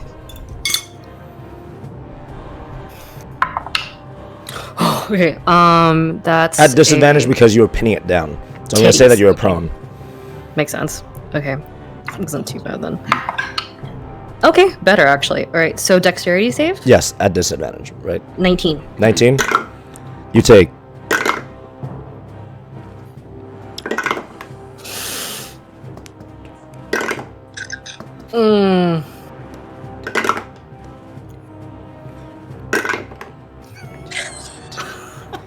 you take 8 points of poison damage. Okay. Well, As you Thank duck, you. you get out of the main blast radius of this explosion of poisonous energy, but you inhale some of it as you cover your mouth just in time to not get a full breath in.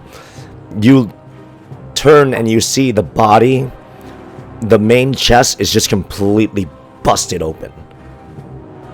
And there Do I lies the corpse, see- Oh, okay. unmoving. Pardon? There, Body?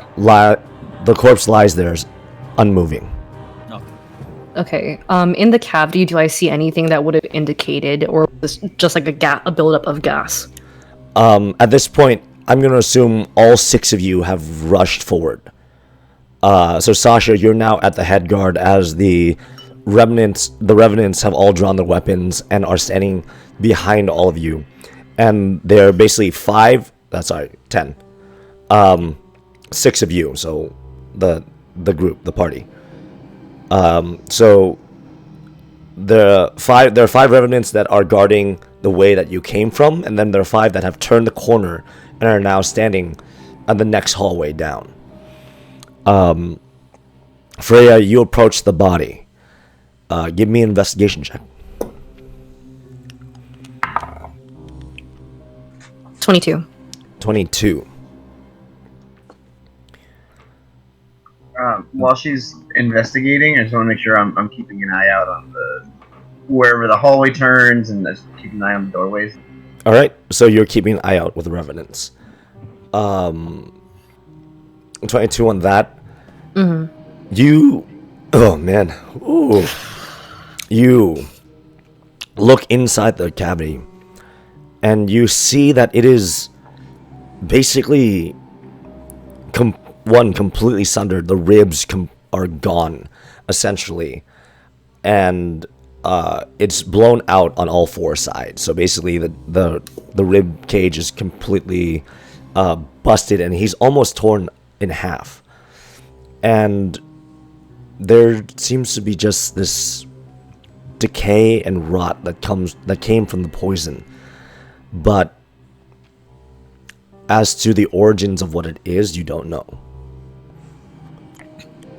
Okay, well, I'm gonna... that was my turn, I guess, so... Yeah. Yeah. Sasha, do you want to do anything?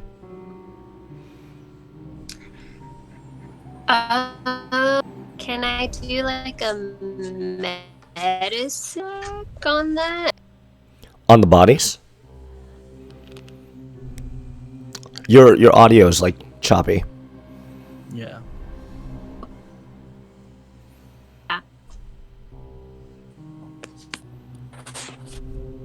Hello? All right, Got you. that's a bit better, yeah. Okay.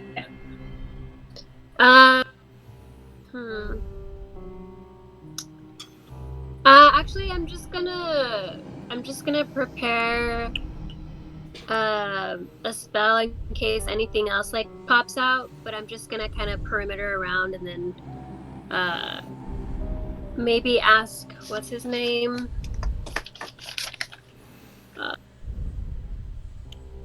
Keverim, like, do you know who this was? Because we see a face, right?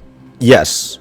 I mean, for the most part, they both, like, their skeletons are almost like just generic because their features have been worn away with time. But Kevin kind of reaches down, and you see that he reaches down to to the hand on the skeleton that isn't animated, the one who was laying down. And you see on there is this beautiful platinum ring that has a set ruby in it. And he picks up the hand of the other one that was sundered, and they both are wearing the same ring. Yes, I know these two. Oh no. Oops. Great warriors. Lovers.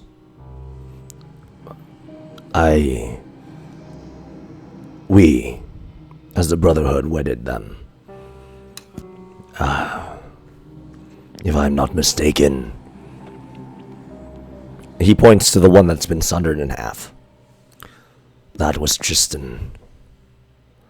And that is Adrian.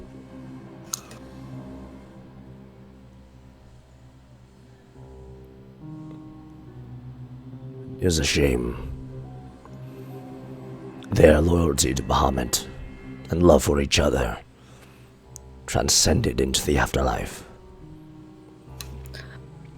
Skyward and Keverim, when we made our way up here, we noted that Gaelen here, he assumed your visage to communicate with Tristan, and Tristan expressed a lot of rage at your orders, at your person. That makes no sense. Tristan bears no ill will for me or the Order. He was one of the most loyal. Both he and Adrian joined at the same time. They met here. The Order was their home. We were their family. I wouldn't expect any avarice or malicious intent from him. Are you suggesting something just lost your audio, Louis. Are you suggesting something possessed his deceased body?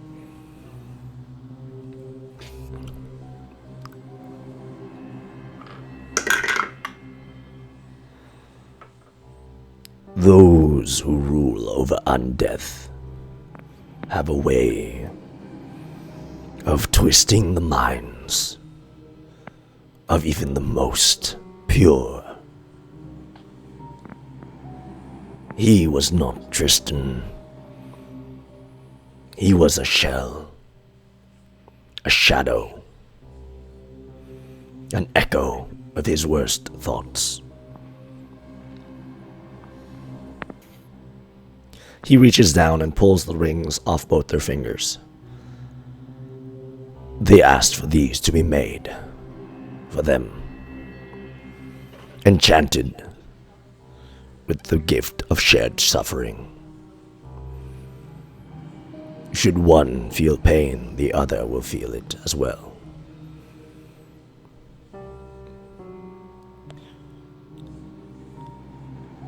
He presents it to the six of you. Though sentimental, they hold some purpose. These will allow you to share in each other's suffering. Should one of you hurt, the other bearer may take a fraction of that,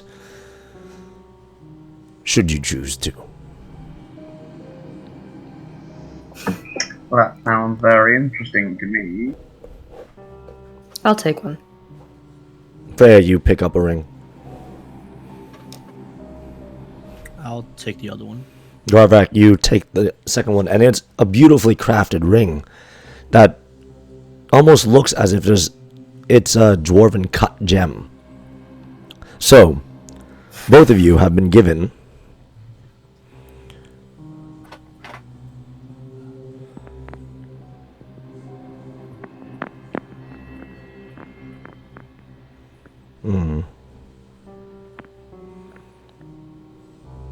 Oh, there it is. Rings of shared suffering. They require attunement. These rings come in linked pairs. You can use a bonus action to form a link to the creature attuned to the other ring. From then on, whenever that creature suffers damage, they only suffer half the damage and you take the rest. The effect continues until you end it as a bonus action or until you or the other creature removes the ring. This effect isn't limited by range. A creature cannot be attuned to more than one ring of shared suffering. So, essentially, as a bonus action, one of you can choose to take the damage of the other. Both of you can have it both activated, which means if Freya, you take damage, you only take half and Garvak takes half. Vice versa. But, Garvak, you can be the only one who activates it and be taking all of the half damage that Freya would take. Yeah. Does the damage taken count if one of us gets knocked out? You mean as in incapacitated, dying? Yeah, like if I go down to 0 and I have mine activated for Garvak or whoever has the other ring, and that person takes damage where I would normally take half, would that make me go negative? You don't go negative. You would take a death saving throw, and then he would take the half of that damage. And technically, if you're taking a melee attack, it'd be auto crit. Right. So you would take 2 death saving throws, and he would take a crit. Okay. So it's basically whatever half is done to the body of the wearer of one ring goes to the other. Okay. Okay. But it does require attunement, so. That's fine. I don't have anything attuned. I have an unknown brooch attuned. I forgot about the brooch. I'm gonna do some last rites sort of thing and just kind of, put the paws in there, and I'm going to, do the stuff. You kind of straighten out their bodies, moving the body of Adrian out of the unceremonious position that has been left in, just kind of slumped and leaning against a stone wall. You lay him down, And you kind of put Tristan's body into a semblance of like normalcy, and you begin to offer last rites. As you do this, you see the 10 revenants all turn, and they all kind of hold their weapons down as they seem to be holding themselves in a vigil, a prayer for their fallen brothers. Gaelen, you are still keeping a watch out down the hallway. Balthazar, it's at this point that you realize that all the piles of corpses and bones that used to litter this hallway are now gone.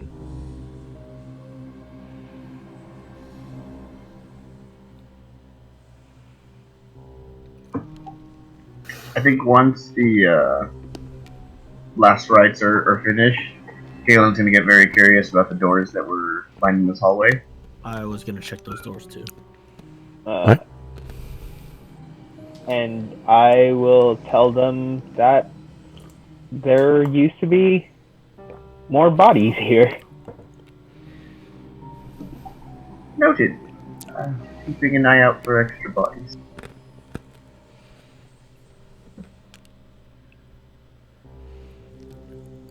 Did you say something, Charles? Oh, you didn't hear me? No. It was choppy. Oh, I said I was going to tell them that there used to be more bodies here. Okay, that was it. Okay.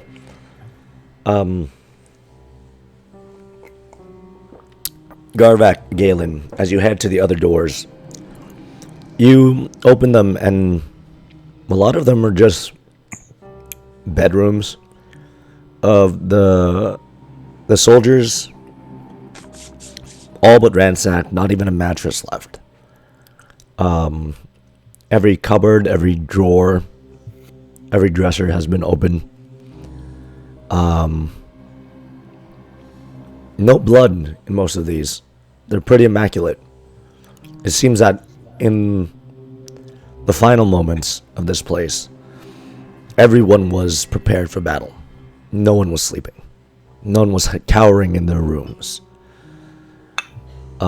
You find at one of the final doors near the end of the hallway is a larger room. Seems to be where they prepared food. There you see a stove, an oven, and in here you find a couple of bloodstains, dark spots on the stone flooring, but no bodies. Nothing. Can I, knowing that, because he just told us that there were bodies before, knowing that, can I just like inspect around, see if I can see if they were dragged away or if they got up? Give me an investigation check.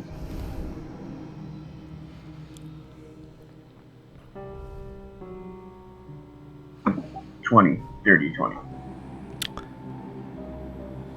Some bloodstains, you see that there are skid marks. And then you see that there are about 4 or 5 that have very faded, not very faded, but like recently faded footprints. I'm going to relay that to the rest of the party. And how long does Eyes of the Grave last? It was a turn, I think. Yeah, I actually was just gonna ask, because if not, I have one more that I can cast. Got you. Let me double check. It says until end of my next turn. Okay, so it's 1 turn. Yeah, 6 seconds. Yeah, so that's it. Eyes of the Grave has ended. Okay. Is that a channel divinity? Mm-hmm. Yeah. I'm gonna go to the furthest spot and do it again. All right. So you go down to the next hallway. As you move forward, the revenants, having seen that you've performed the last rites and completed, they all turn and begin to follow you as well. So the revenants depart from this corner that you have all coalesced at, and follow Sasha about 100 feet. Another hallway that just is kind of spidering off into lesser hallways that you see the same 50 feet of rooms on one side and another 50 feet of rooms on another.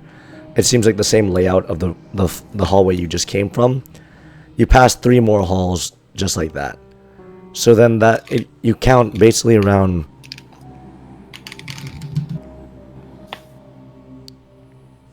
10 on each side. About 50 rooms that are available that housed men or soldiers in this 50 place. or 15? 50. Yeah. Because it's 50 feet. I'm trying to count it right now. It's a 50 feet hallway, 60 feet hallway, and then 1 door on each side every 10 feet. Right? Mm-hmm. So then, yeah, that comes out to be roughly about like 6 doors on one side per hallway. So depending on some rooms being larger or smaller, you see roughly about 50 doors down these side corridors. You get down to the farthest edge as another large hallway kind of presents itself that leads to this larger opening, a door, a wooden door that is closed. And this seems, as you reach there, Keverum, Skywarden Keverum, bows down to you and says, "That is the entry chamber."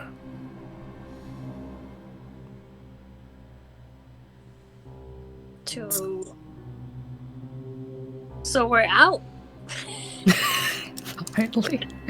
Behind that door is the entry hall. Once you leave through there, that is the lower forest. Let's go. All right. So, But I didn't sense anything though, right? so Sasha, this is the farthest point that you're getting to. This is where you cast Eyes of the Grave. And all of a sudden, the 10 revenant figures in this 20-foot wide hallway blink as you turn your gaze to the door. And you sense 6 glowing undead energies out there that are reminiscent of the soldier that Freya just dispatched. Oh, are they all gonna explode on us then? And then you sense in the center of the room a larger undead presence that has almost the same fluctuating radiant light and necrotic energy, but in a grander scale. This is right. Beyond the door? The entry hall, Beyond the right? door. Yes. And it's at that edge of the 60 feet that you sense this larger undead presence. Maybe another zombie giant. Is that Roshak? The Roshak's and I- Abishai. Well, I Those are undead. tell Kevin, and then did you guys all follow me? Yeah. Yeah. Oh, okay. Well, yeah, I just tell all of you guys like we need to be careful because there's one big one. Be careful. I would ask Kevram, how large is that entry? Large enough to get ballistas, probably. I can barely hear you, Ed. Did you say that again, Ed? Probably large enough to get ballistas through, or siege artillery. Would this be enough time to attune to the ring, DM? Would we have taken a whole hour? It would take you 30 minutes. It took you only like 5 to get to the end of the hallway. Okay. Oh. She actually got it. Got the kill. You have a good job, though. Mother bitch, God. Go wash your hands. I have hand sanitizer. Alright. No, now this time wouldn't have been enough for you to attune to it. And if Freya, you want to attune to it, you would need to unattune to the brooch. You can only have one item attuned at a time? I believe so, right? That was 3. Oh, is it 3? That was a Let me double three. check. I think it's 2. Oh. Let me double check. Mhm. Yeah. You have 2 already, Freya? I have the brooch that I still don't know what the fuck does.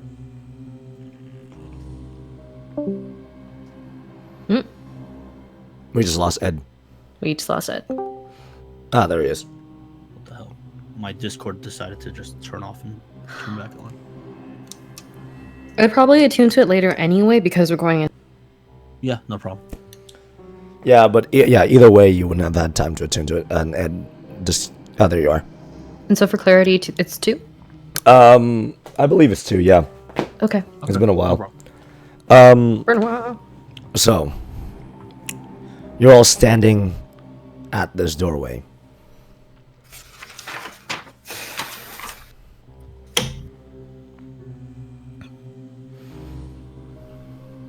Shall we say hi? I'm ready. It's not like we have a choice, yeah. Should we knock? If you want to. As who approaches the door? I'm not going in front this time. I'm gonna stand just 30 feet away from the door, Mm-hmm. and as I check with the party to make sure we want to do this. Do we want to do this? Do we have any other alternatives? I cast Mage Hand and knock on the door. You cast Mage Hand and knock on the door.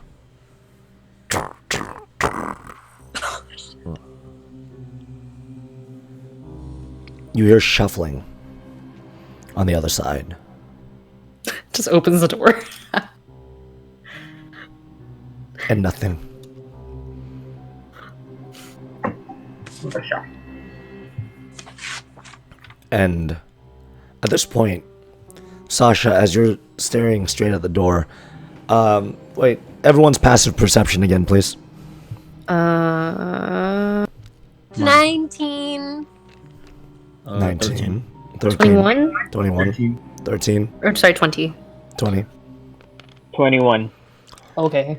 Sasha, Gaelen, and Freya, you're all watching Gaelen's hand float up to the door, and your vision, your gaze drifts down as you see dried blood streaks leading through the doorway underneath, as if something has been dragging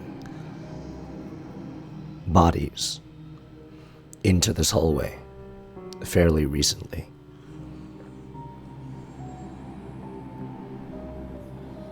Skyward and Covram, I think I know where at least some of the rest of your crew. And they're beyond that door.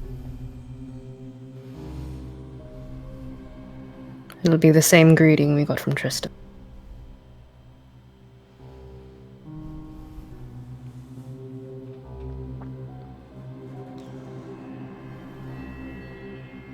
How far back are the reverends from us? The revenants are right up with you guys. Okay. Yeah. And there are 7 of them. There's 10. 10 total. No. Behind. Oh, 7 on the other side, yeah. That you can There's- sense within your range, yes. Yeah. Mm-hmm. I guess I will go up to the door. And And these doors open towards you. towards. Okay, so they pull out. Yeah, and give me 1 second. I'm gonna... Preparing my bow. While he's opening the door, yeah, I want to prepare an Eldritch Blast as well. Well, I had a spell prepared from earlier. Does that carry on or no? No, it only lasts for 1 round. I'm gonna say that you prepared a Sacred Flame, so that you didn't waste a spell slot. Okay. Because normally you need to tell me what spell you want to prepare, but if you don't cast it, it wastes the spell slot. Yeah. Yeah, that's the thing about preparing. Yes, and the 5 named revenants prepare themselves as they order the other 5 to take hold, to wait that if anything should happen there to continue the quest. Okay. You approach the door. You grab the 2 handles, and you pull towards you. Yeah. The door opens easily as you see standing on the other side, just staring at the doorway. Similar to what you saw, Tristan. You see 6 reanimated soldiers standing right at the doorway, waiting. Off in the distance, God damn it. you see, standing at the closed doors of the entry hall, this robed figure Oh no. with a large cape that drapes down its back.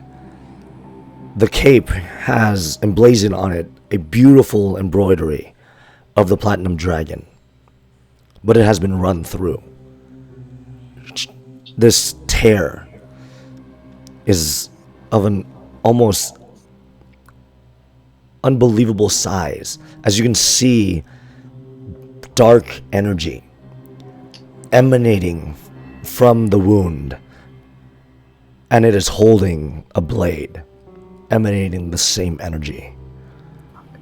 And it almost has this papal hat that stands on its head. This humanoid figure turns, and you see streaks of red down its face, almost as if it's been crying blood, and its mouth is muttering, and you hear echoing in the chamber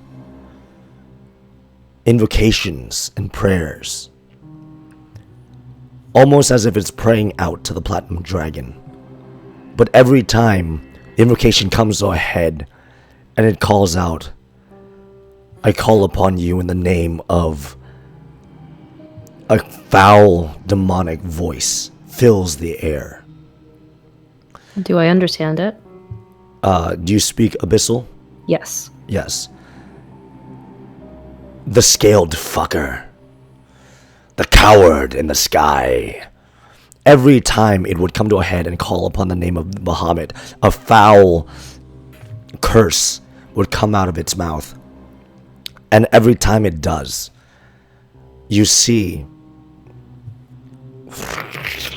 one of the corpses that's been dragged into the room begin to almost shudder as energy from the sword radiates out, and you see flame shoot into one of the corpses, and red energy just fills into it as it rises up, and you see another reanimated soldier joins the fray.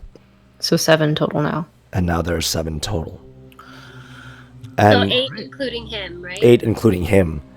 And it raises its blade again towards another soldier. And it is 60 feet away from all of you. I'm gonna fire with my bow. Okay.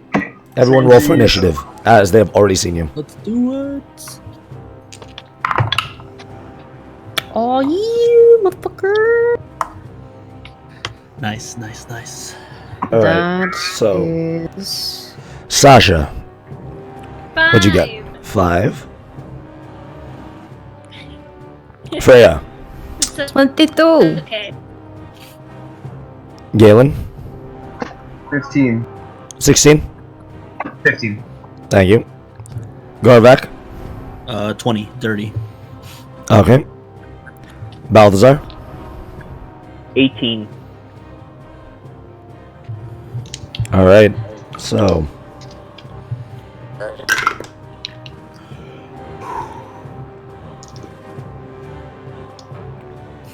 That is 8. I'm gonna be puffing a lot of poison. Don't get close. It's Can fine. avoid it. Actually, you don't have a choice, Garvak. Yeah. I'm good. Don't worry. Have you got javelins or anything? I Yes, do, as, but like, I'm As okay. things are beginning to pop off, Galen like mutters under his breath. That's one's mine. You can have it. Sorry, I'm rolling a I lot of don't want initiatives right Yeah, now. it's gonna be us and then Paul and his toys. Fuck me.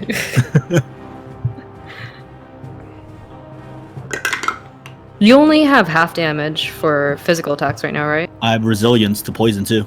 Oh, nice. I don't.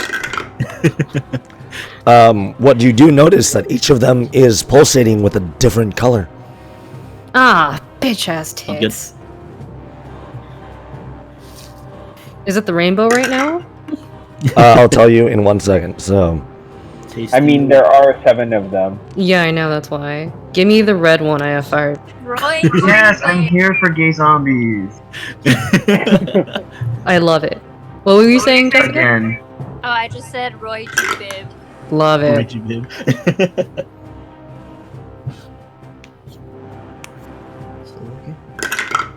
No, I'm facing Victoria. Yeah. It was like, what did you Poor Paul has to roll so many initiatives. He's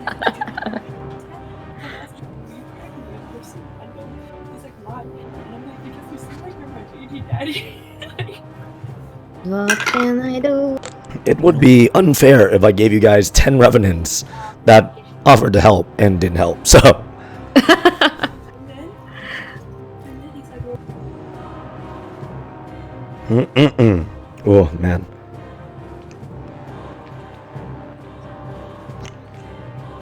Well, let's see what he rolls.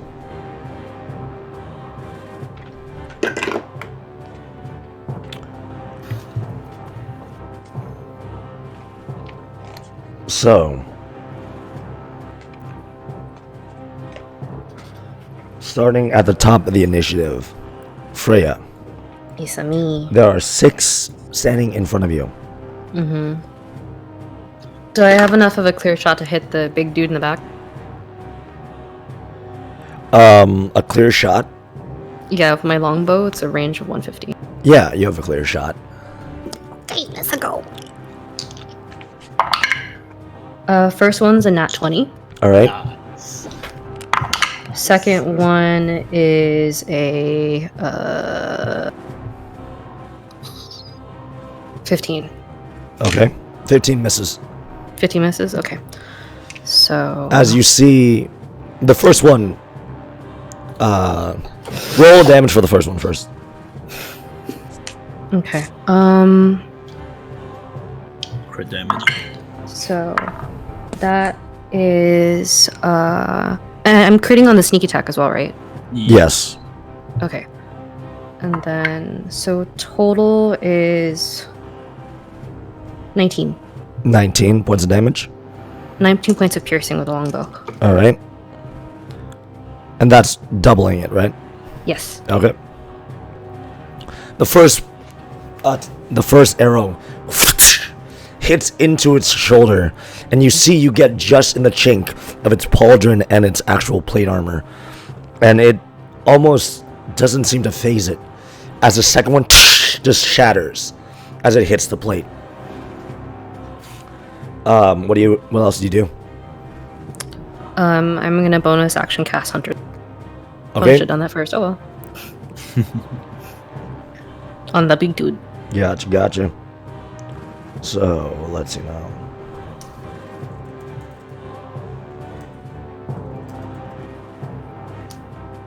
Yep. So he is now Hunter's marked. That ends your turn? How far am I away from the front of the door? I'm gonna say because you are not, all of you decide to take a step back as Gaelen knocked on the door.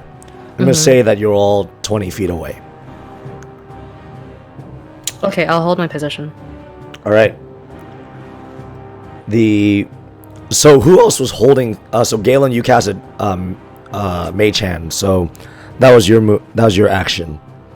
No, he was readying an Eldritch Blast when I was opening the door. Oh, gotcha. So you ready an Eldritch Blast. You saw these figures up ahead. What do you do? As yours is What the released. hell? What's that? Your Eldritch Blast is released. Yeah. I have. He's 60 feet away from me, right?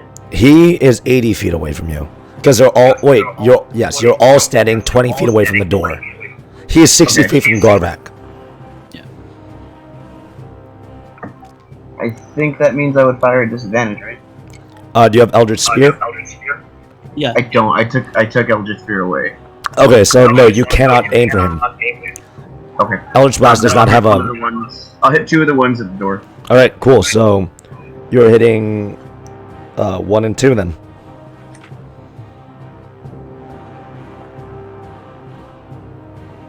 This might be easier with a pen and paper. Yeah. It's a 21 and a 16.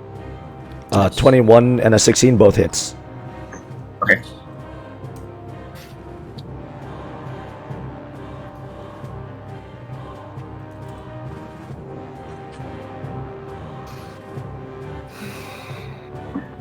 So one of them is going to be a 12, and the other is a 5. 5? Alright. Yeah. The second one you hit is still standing. The first one you hit, as you hit into its body, you see that this one was glowing the same green. Garvak, I'm so sorry. That Oh, is it gonna explode? the one that you that Tristan was.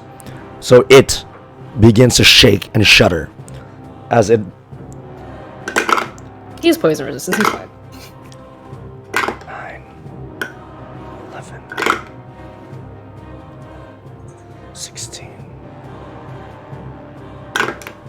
17, 18.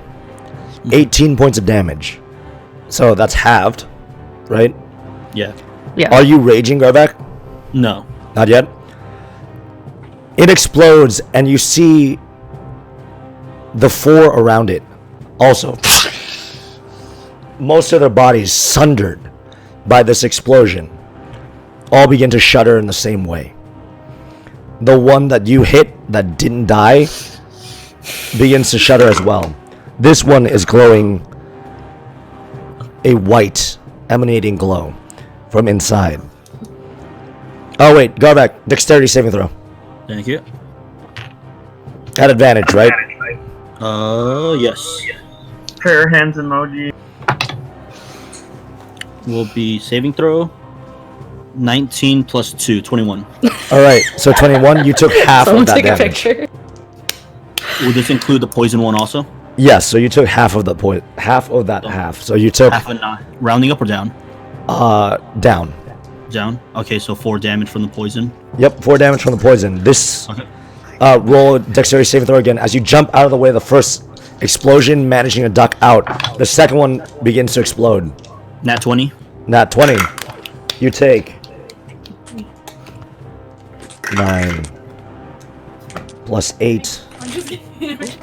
is 17. 17 plus 9 is 26 points of cold damage. So 26, so 13. 13 cold damage. Yeah. On half, yes, 8. yes. Yeah. So that's the second one. So that's Okay. 4 more are going off, or yeah, 6. He has 80 something hit points. It's fine. No. Bonus action, I'm close just the gonna sit out, door. guys. You guys can deal with it afterwards. 3 more are going off. Oh my Alright. god. Sasha, use thaumaturgy to close all the windows, please. No, just let the gas off in here. We're gonna get a hot dog. 20. 20 again. Yeah, dirty 20. Dirty 20. All right. I need a. Sorry. Nice. More dice to make it faster. 5. This one is It's a glowing game of blue. 16 dexterity check. This one is glowing blue. Blue, so. As electricity sparks out of his body, Oh. lightning explodes out of it. 2, 5, 7, 12. 12 plus 4, 16 divided by 2, 8 points of lightning damage. Alright. As that one dies. The next one.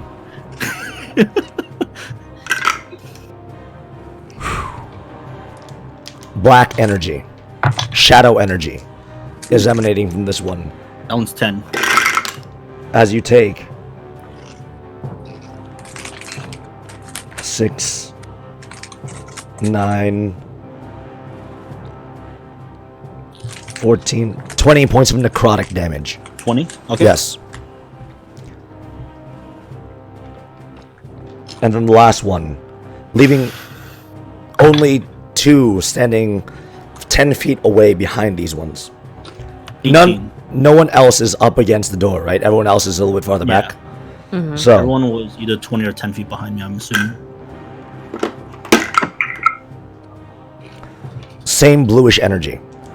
Lightning again. Lightning again.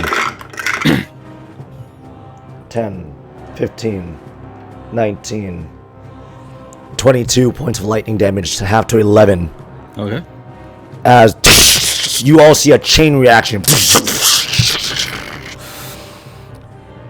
And Garvak is just standing there, bearing the brunt of all this damage.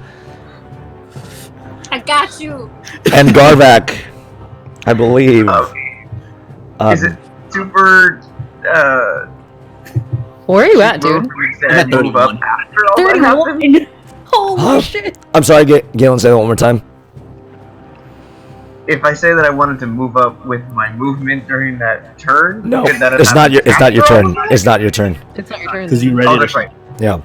Yeah. Oh my Okay, god. so with that, Galen's attack going off at the beginning of the round. One of the freshly animated ones. There are 2 that are standing all the way in the back, or behind, closer to that figure. Begin to move forward. They close in that 30-foot range. Actually, they move the entire 60 feet to get straight up. They're gonna double move and run up and get into melee with Garvak, but not attack.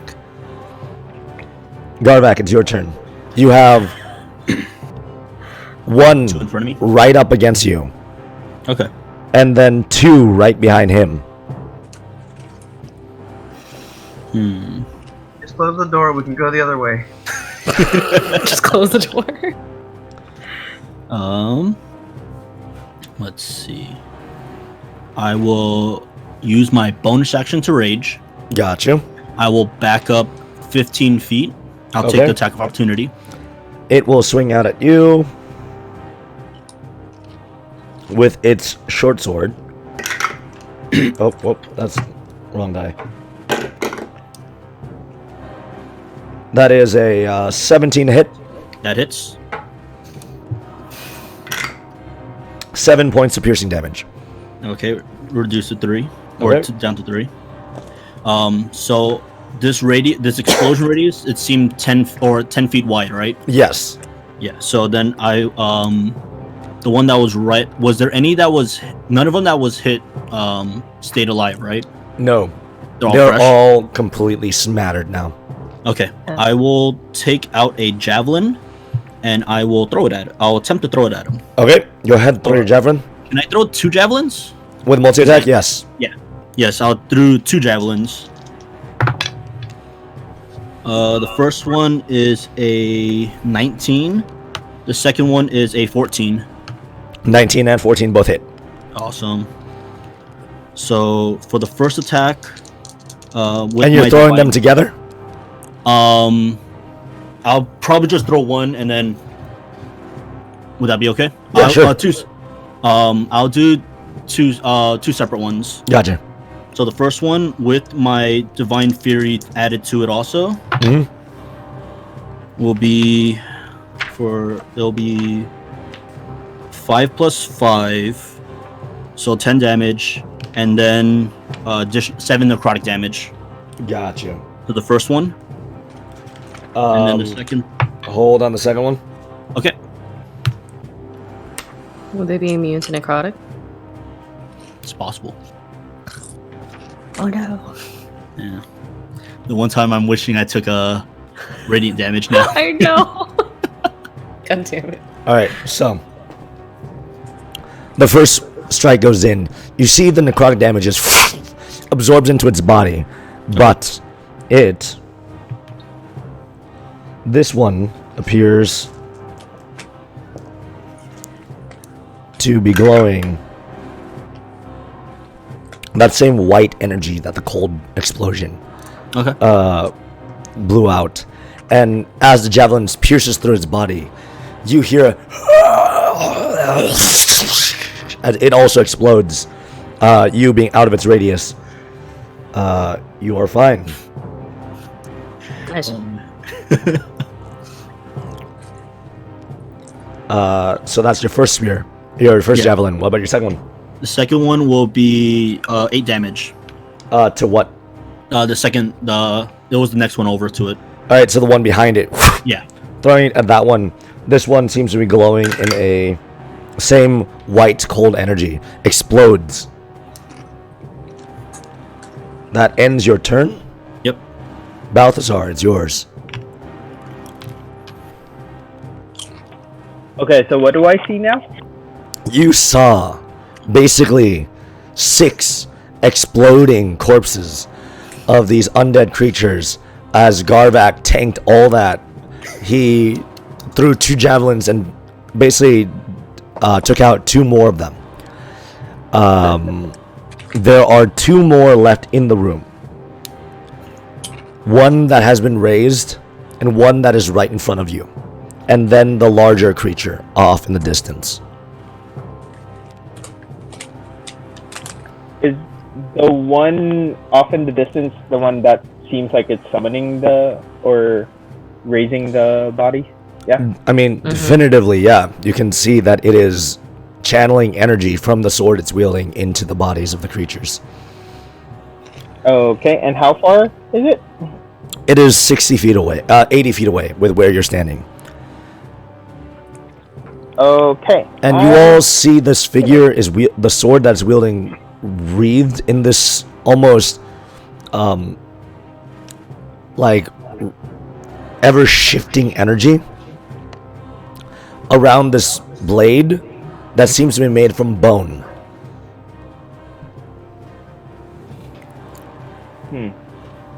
Okay. I'm gonna stay where I am, and I'm gonna cast Moonbeam at 3rd level.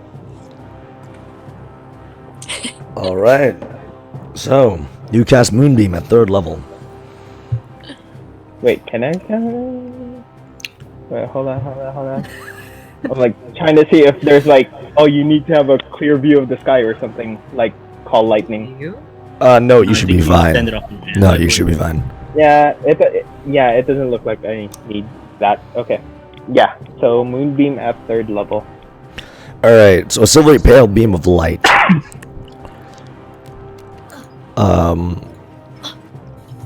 You 5-foot radius, 40-foot high cylinder centered on a point within range. Until spell ends, dim light fills the cylinder. When creatures enter the spell area for the first time or on a turn it starts its turn there, it is engulfed in a ghostly flame that causes searing pain. And it must make a Constitution saving throw. So at 3rd level, you're doing it at 3d10 radiant damage. And basically, if the creature actively moves into the space or starts its turn there.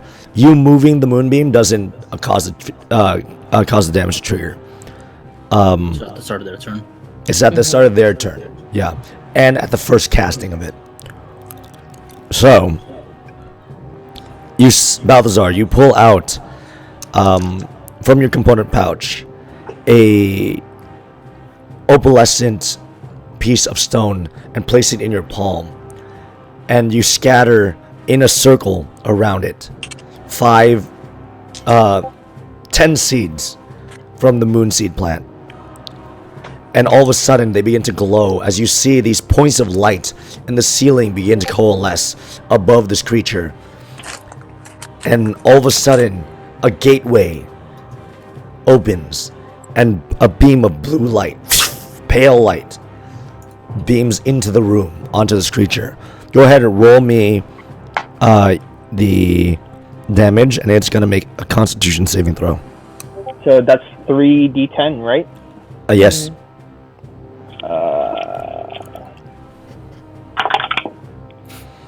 Oh my god. So please don't roll Teddy.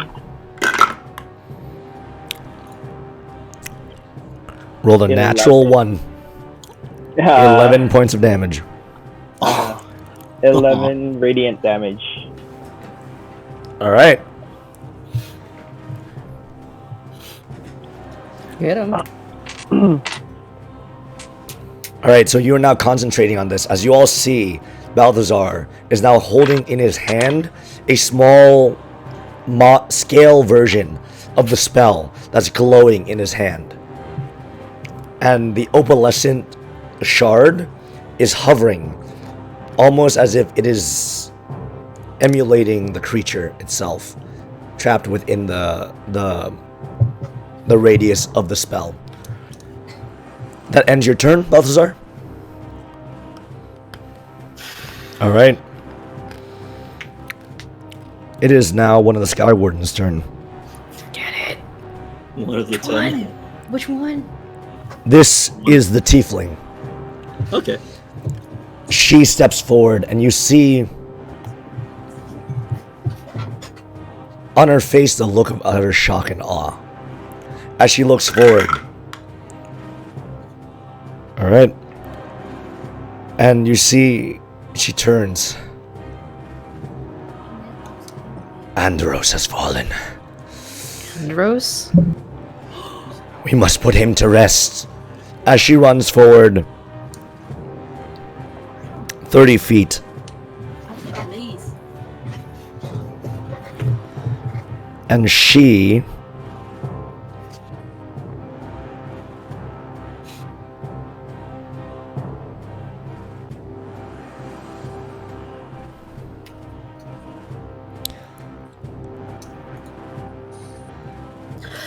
is gonna try to use her vengeful glare at... Oh no, it's not within range.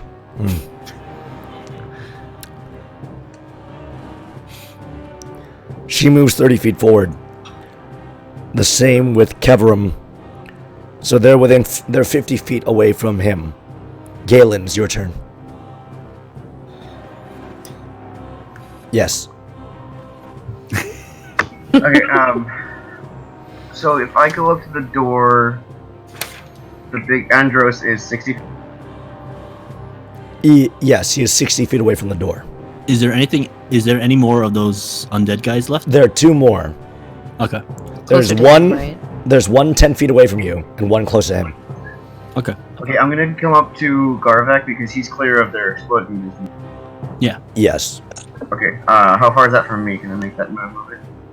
It's like That's 5 feet. That's you move back 10 feet, right, Garvak? Yeah. 15 feet to get 15 out of the feet. range. So yeah, it'll be 15. 5 feet in front It'll of be you. 5 feet in front of you. Oh, okay, so I'll step up to Garvak and I will fire into the 2 Eldritch Blast. All right. At the The little guys. remaining 2 undeads, yeah. All right, got you. So roll them. 21 and 17. Both hit. Roll for damage. Oh, good.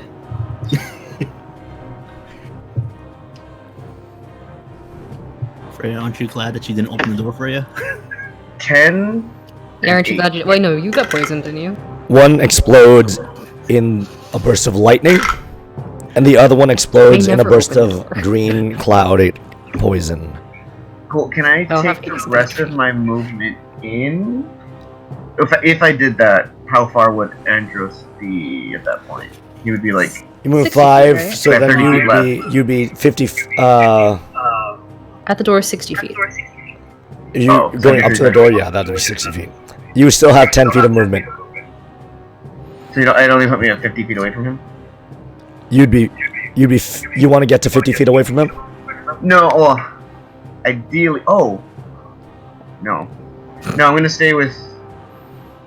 I'm gonna run up to the door and sort of, like, my back against one of the edges of the door frame, so I'm not like fully visible. Yeah. But I want to be ready to jump in the door as soon as my next turn hits. Gotcha. So you're just gonna hide up against the door frame.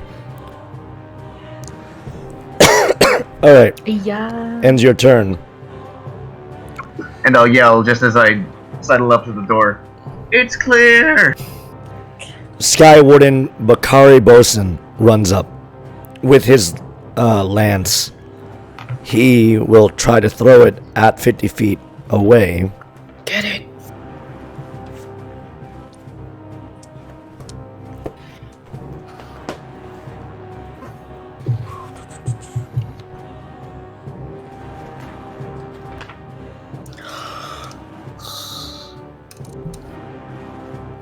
Nope. Never mind. Can't throw a lance. Oh. He is 50 feet away from it. But Kumo Shah, having a bit extra movement, runs and lands 30 feet away from him, being the closest one to him now, Oh no. and uses her vengeful gaze, her vengeful glare, and he will make a wisdom saving throw.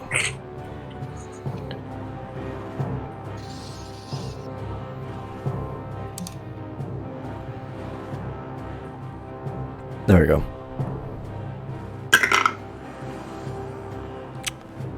Interesting. Okay. Why interesting? You see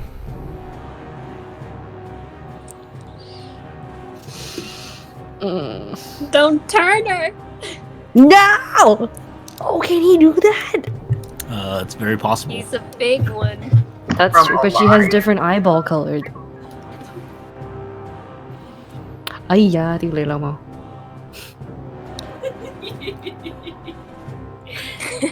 Oh, sorry, did Steph hear that? he is going to use a legendary resistance to resist that, because he does not want to be paralyzed by that effect. Of course he has legendary resistance, it's fuck. All right. This game got Um, interesting now. Oh, it's so annoying. Okay. Kumos glares at him, and you see, as he stares down at her, for a moment, he almost freezes in fear. And all of a sudden the sword glows, and he's broken out of that gaze. Ergus Arganez runs up and meets his brothers at the 50-foot line. And it's his turn. So, on his turn, he takes damage from your moonbeam, right, Charles? Yeah. Moonbeam Alright. is centralized, isn't it? Yep. So it's on him. So, go ahead and roll for damage, as he's gonna roll for con. I roll for damage again? Yes. Okay. Is that any creature that passes it? Yes, any creature in it takes damage. Oh, so you got it right next to him? No. This is No, it's the moonbeam. this is Andros. Oh, the. Oh, this is Andrew. Oh. Okay. Oh, okay, that's good to know. There's so many freaking people in this fight. This is the guy. 18 radiant damage. 18. All right. Oh, wait. Sorry. Wrong math. 13. All right. Damage.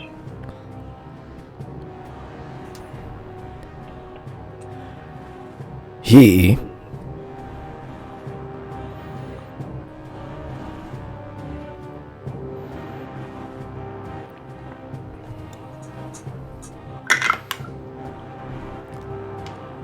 You see he reaches out and waves his hand over a pile of corpses that's in front of the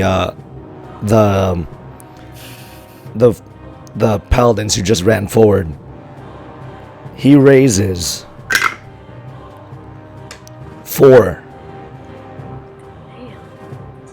soldiers. Are they all gonna explode? Probably. Ugh.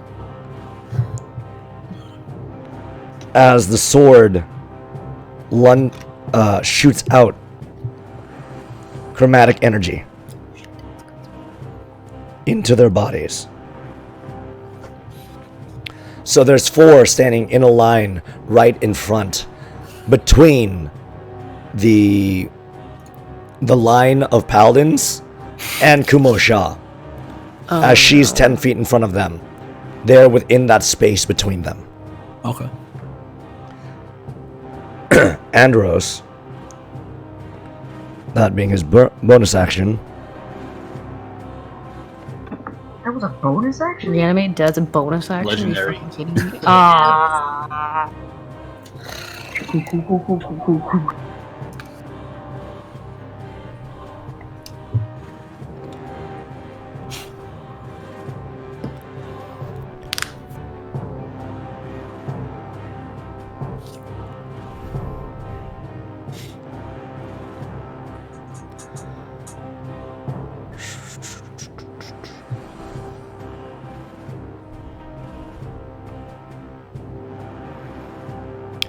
Reaches up with his blade as he moves forward.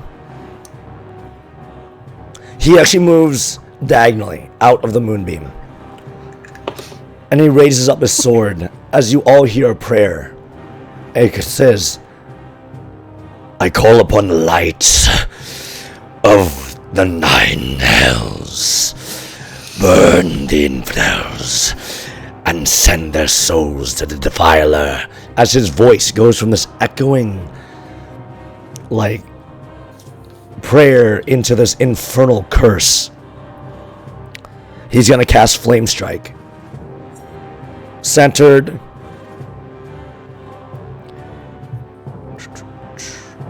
on Garvak. So each creature within a 10-foot radius of Garvak must make a dexterity saving throw.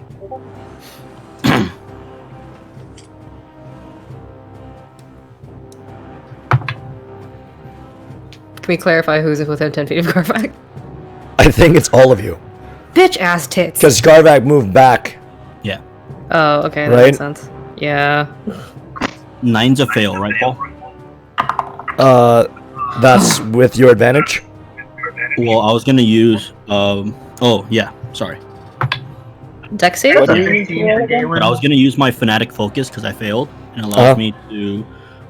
If I fail a saving throw while raging, I can re-roll it. Yeah, I mean, but you also get advantage on it anyway, so yes. Yeah. So I failed it because I rolled a 7 and a 2. Okay, got you. Reroll it. Nice. 19. 19, okay. 24. 24. Wait, what are we rolling? Dex save. Dexterity saving throws.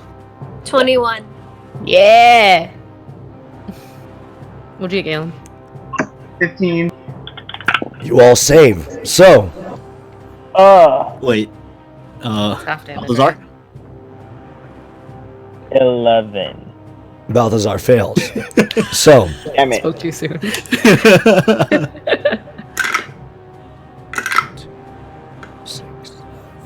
We all duck out of the way and Balthazar's just standing there. This is you all take 3 points of fire damage, where Balthazar you take 7. Oh. And Because it's fire and radiant. 3, 7, Oh. Aw, 7, man. Okay. 10, 15. So, 7 points of radiant damage and 15 for Balthazar. Okay. So 10 Okay. damage for us that we have then. Okay, so mine is 7 and 15. Yes. Okay. So 22 in total for you. 22. Yes. Yeah, 22. That's half my life, y'all. I was gonna say that. I think that's half. That's half of you, yeah, dude. All right. Holy. Okay. And Since I got hit, does my concentration on the moonbeam like disappear? roll me a concentration check. Concentration save. Yes, you do. Damn it! Why did I? So you have to roll an 11 or higher. Just with a Constitution saving throw. D20 plus your con modifier. Oh, Yes. okay. As a Constitution saving throw, basically. Mm-hmm. Okay. What do I need to make? 11 or 11. higher. I got an 8, and my modifier is +3, so 11. Yay! 11.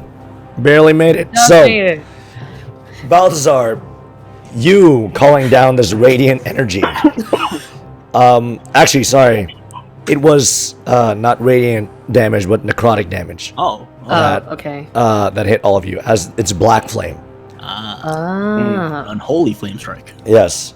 You see Balthazar standing there still, like basically engulfed in this infernal flame, and his hand is still glowing with the concentration of the spell. This guy is dead. So sad. No, someone died. All right. 2, 3, 4. Yep. Sasha, it's your turn.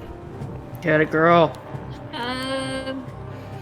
So I was holding the sacred flame from earlier.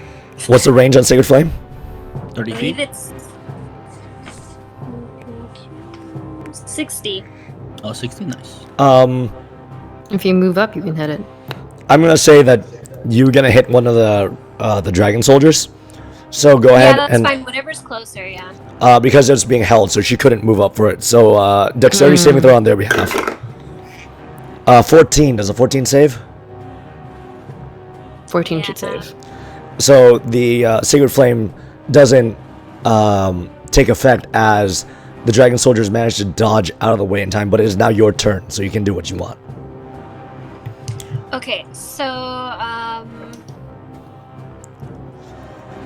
You are now 60 feet away from Andros, the animator, Oh, I'm 60 feet away? because he moved forward. Okay, so then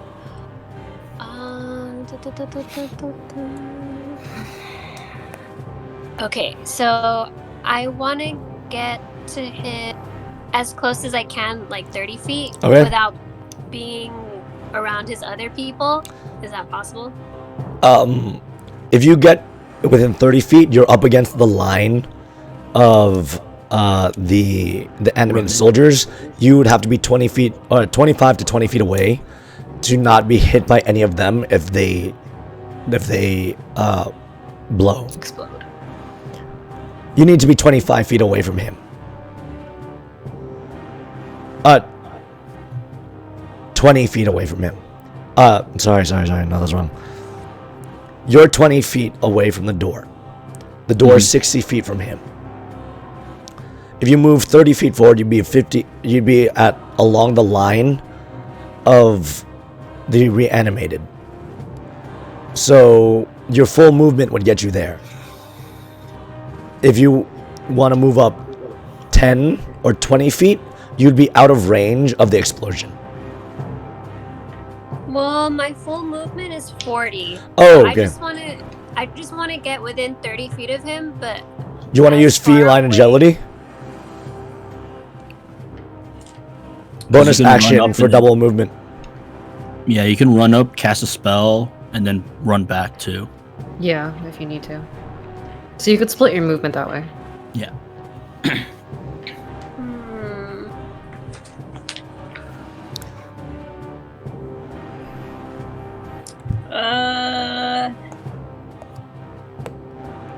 Or you could also heal either myself or Balthazar too. Yeah, they could use it. Balthazar can heal himself when he gets back to him. Garvak can use it. Gaelen also has a potion of superior healing. I have cure wounds, but it's a 1d, not a lot. I'm not gonna heal you guys just yet because I have other plans. I'm a cleric too. No, I'm kidding. I'm just gonna go in and use my full movement to, like I said, get as close as I can to him, but 30 feet away. I just want to be within 30 feet of Andros. Mm-hmm. Yeah.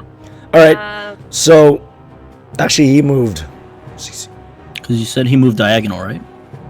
No, he moved forward. He moved in range for Flame Strike, so he's basically in melee with Kumo right now. Oh, okay. Okay. And so you move forward 20 feet, because if he's 40 feet away. If you move in any further, you will be in melee with the undead soldiers. There isn't a way to get any closer to him without getting in contact with them. Fuck it. I'll just do that then. Okay. Because I want to use my on Andros. Path of Your the what? Grave. Yeah. Oh, okay. That is a bonus action or an action?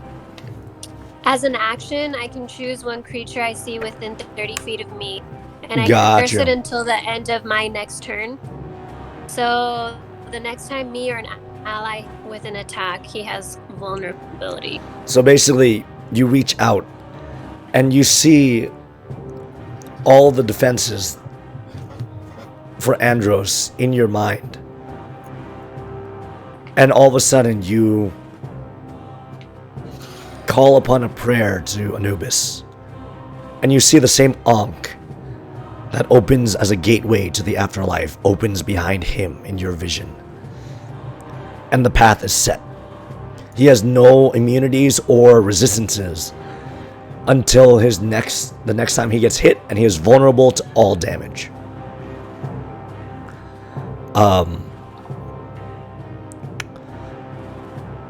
Because you have 40 feet of movement, you move up 30 feet and then you move back 10. So after you casted that, you took 2 steps back to get out of range of the zombies. That ends your turn? As a bonus action, I'm going to cast Spiritual Weapon. Okay. So your spiritual weapon coalesces behind you. What do you, or where do you summon it? Next to Andros? I'm gonna have it, yeah, because he's in melee with Kumosha, yeah. Kumosha, yeah. I want to have it like chilling right next to her. Got you. The spiritual weapon. What is it? A mace? Cat's claw? Can I do paw? Yes. So this cat's paw appears, spectral form out of the ground. That ends your turn. Can she attack with it? Yeah, I was gonna say you can attack. Oh yes, you On can this attack with casting it. turn, yeah. Yes. What? Oh, so is this gonna... Also, what level did you cast a spiritual weapon? I'm gonna do it. Well, base is level 2, so. No, it's level 3. Okay. Oh no, it is level 2. Yeah. I'll do it as a. Yeah, I'll do it as a 3rd level. All right, so it does 2d8. Oh, wait. Is this gonna negate your Eyes of the Grave, though? No, it'll activate it. No, I mean, like, so after she hits, then he Yeah, it's doesn't gonna have proc it. vulnerability anymore. Okay. But I can do that. I can do the. Oh no, I can't. I think I can only do it once. It's okay. Yeah, you can only do that once. Mm-hmm. So do you attack with it? Yeah. All right, go ahead. Roll for your spiritual weapons attack. Vulnerability. It's a spell attack roll. Is that advantage with Nope. Kumar? Spiritual weapons do not get It is not flanking. advantage. Yeah. 24. 24 hits. So 2d8 times 2. Or it's vulnerable, so just times the modifier too, right? Yes, it's all damage. Nice. So roll the damage. So I roll how many? 2d8 plus your wisdom modifier. And then times everything by 2. Where am I? It's 2d8.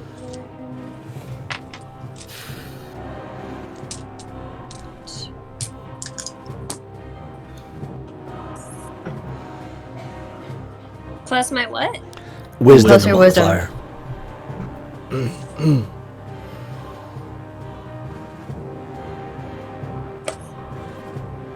11. 11. So 22. Times 2. Oh shit! Yeah, then 22. 22 points of damage as you see a shattering crack of thunder just hits as this claw slams into his chest. For flavor, can the scratch where his like cloak is, can the claw do like the same scratch? You rend through his armor on the front end, and you see almost a spectral tear in his form appears, as it's now glowing with that radiant energy as it slowly fades away. Yes, you do a good amount of damage to him. Does that end your turn, Sasha? Yes. Yes? Beautiful.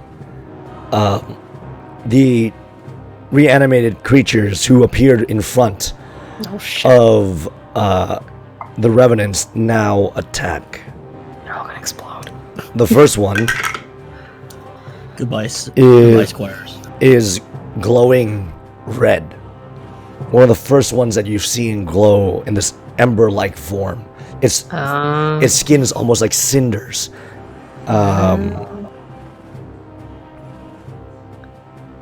This is next to the squires? It left the squires behind. These are next to the to Keverum and the rest, behind Kumo and in front of them. So okay. they're right up, sandwiched between those two. Okay. Cannon fodder. They will swing out with their short swords. That's 17 misses. Second one. That definitely hits. So this one hits Keverum for 6 points of piercing damage. I forgot. Misses. And Freya, Yeah. it's your turn. Okay, so Kumosha is flanking. What? Kumosha is flanking Andros, correct? Not flanking per se. It's more Adjacent. like Or are they engaged? they're engaged. Yes. Okay. Sneak attack damage. Yep. Okay. Natural 20 on the first one, and then a 22 on the second hit. All right, both hit. So dirty. Okay. So where are my d8s? Fuck me. Okay. First one is going to be. Let's see. That's a 14 plus 2, so 16. Double sneak attack, so 16 plus 6, 22 on the first hit for damage. All right, 22. And the second one without the. Oh, wait, no. Yeah, I have a sneak attack on it still. So, second one is. It's only one sneak attack. Only one sneak attack Oh, per only one, round. sorry. Yep. Yeah. Oh, yeah. Okay, sorry. So, second one is plus 7. So, 29 damage total. 29 damage total. All right. Yep. And I'll hold my ground. He's looking all wait. right, but he's looking kind of Hunter's rough. Plus 2. All right. There you go. The hunter's mark. Yeah, so 31. His armor is starting to show some tear as the arrows are sticking out of him, but he almost seems to bear no mind to the pain as you look on his face is already mangled and twisted in just as whether it be shame or disgrace, but his eyes look to be pleading for forgiveness as he continues to mutter his infernal prayers. Can I also? He spoke in Abyssal before, correct? Yes. Can I also yell at him? What are you trying to do in Abyssal? As you yell that out, he responds, I seek for the end of the order, to spread the evil of undeath and the will of the deceiver. That ends your turn. Mm-hmm. The final dragon soldier is going to swing out and attack Kumo at advantage because she is being flanked by Andros. Shit and shit. So, she expertly dodges and deflects that. Garvak, it's your turn. So I move back 15 feet. There's a line of revenants and then the line of undead soldiers. Yes. How far is Andros from everyone? So, from Sasha, he is... So, Kumo is 5 feet away. Okay. Andros, he's in melee. She's in melee. Yeah. The revenants are 10 feet away from Andros. Okay. And then the revenants are 15 feet away. The reanimated soldiers are 10 feet away. Okay. And then Sasha is 10 feet behind the revenants. Okay. Right? And then, so that's 30 feet away from the door. Yeah. Okay. I don't know if you want to chain reaction these guys, but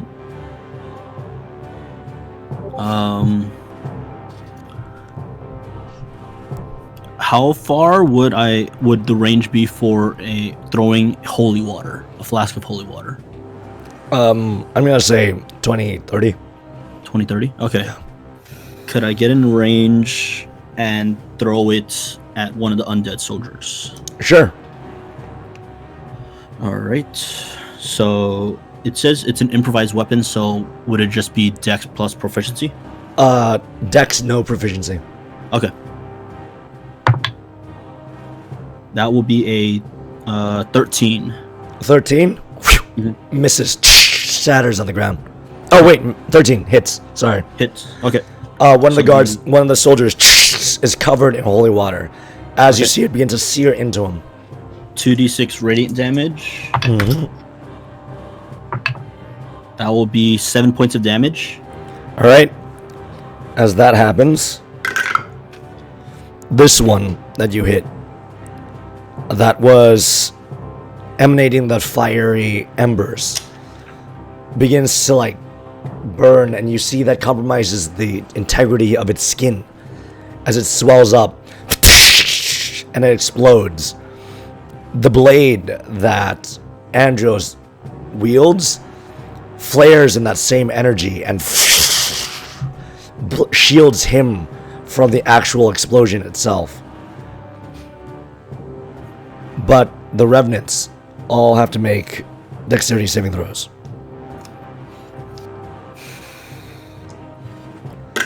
At disadvantage because saves.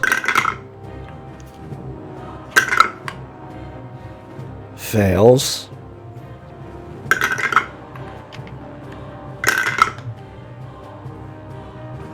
Fails. Fails, and Kumo does it at flat. Succeeds. Kumo and Keverum succeeds as the first one explodes. I'm just gonna do 16 points of damage to Ergus, 8 to Kumo, 16 to Bakari, 8 to Keverum, 16 to Illyria,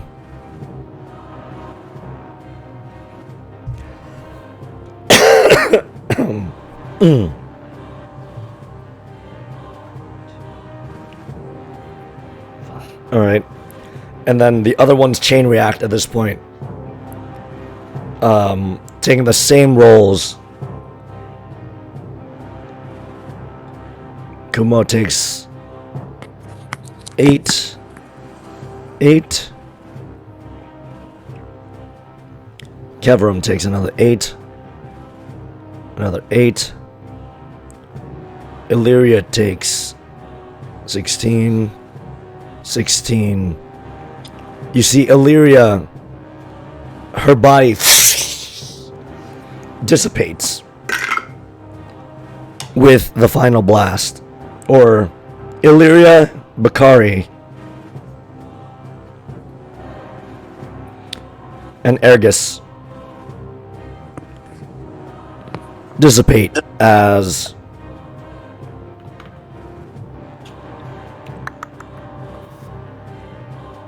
fire, lightning. Fire explodes, lightning explodes, and another lightning explodes as the lightning chains through all their bodies. Illyria, Ergus, and Bakari turn to ash as you see revenant spirits push from their physical form and dissipate into the ether. Anything else? Do they completely dissipate, or do they return back to... Do the spirits completely dissipate, or do they return back? They seem to almost fly off and dissipate into the ether. You don't know where they went. Okay. I'll use the rest of my movement to move up, and then can I use a potion of healing? Yes. Oh. No, you use your action to throw a potion. Bonus action to drink. Oh, yeah. Alright. That is 3 and a 2. Alright, so cool. So that's 5. So 7 points of damage, right? Points healed, right? Healing. Yep. Alright, cool. Balthazar. It's your turn. Okay. Where is it? So I can move Moonbeam, right? Yes, you can. How far did... What's his name again? Andros. Yes. How far did he move? He moved 30 feet away. So Okay, cool. he was in the center of it, and it's a 60-foot. It's a 30-foot radius. What is it? 5-foot radius. Really? He's just right on him. Oh, okay. So then, yeah, he moved 30 feet forward. He can move it 60 feet, so. Like, towards us? Yeah. Okay. Yes, and I can move the beam 60 feet in any direction, so I'm gonna move it. All right. So you move it forward. It's on him, Mm-hmm.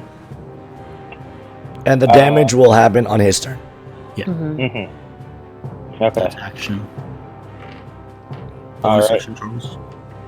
Bonus action, can I cast Healing Word on myself? Yes. Good call. Okay. That's a D4. Let me look for my D4s. You're doing first level? Let me actually look at my spell slots. I don't have a lot of higher spell slots. You should probably say. You do it at level 1. Yeah, you'll be okay. Yeah, I'll just... Knock on wood. If I need it again, I'll just cast it again on the next turn. Okay. Let's see. D4. Let's go with you. And 3. I heal 3 points. Plus your modifier. Oh, what's the modifier? Wisdom. Is it? Yes, it's wisdom. Yeah, spellcast. So 6.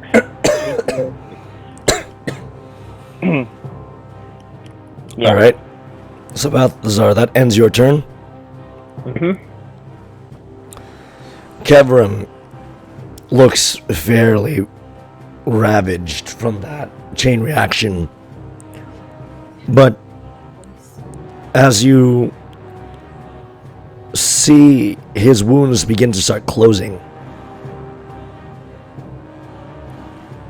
as he heals 10 points of damage. Him now seeing Andros in front of him will try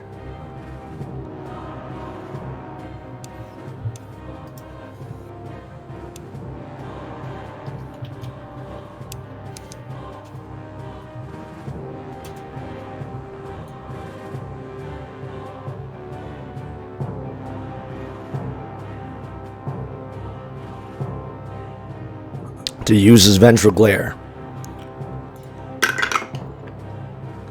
But Andros saves with a natural 19. And that is his action. Gaelen, it's your turn. Okay. I would like to move up to 30 feet from Andros. Alright. You know what? 25 feet from Andros. Alright. So you're next to Sasha. Oh wait, Okay, right next 30. to Sasha. 25 feet. Never mind, you're closer. No, wait. Yeah, you're next to Sasha. Yeah. Okay. I will bonus action Hexblade's Curse that motherfucker. Alright. A breeze I'm gonna go. Huh? wafts by as these almost glowing leaves float around Andros and paste onto his body, and you see the symbol of your new patron appears. The rose? And Yep. then I will hit him with 2 Eldritch Blasts. Alright, roll for your Eldritch Blasts.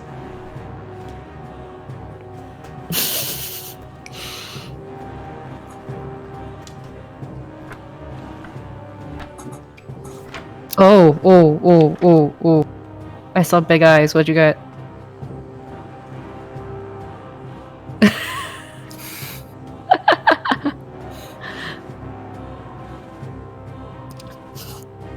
What'd you get?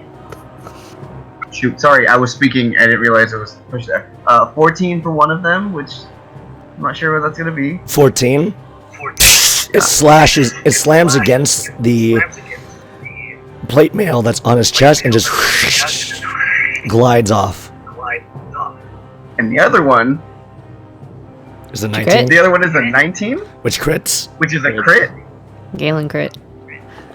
Okay. So roll your d10, multiply by 10, but multiply by 2.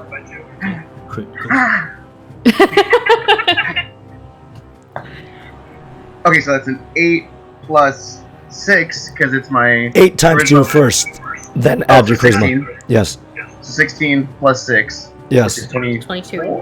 22. 22. 22. We've only hit him with 22 points of damage, you guys. Oh, I know. Welcome to the crit crew.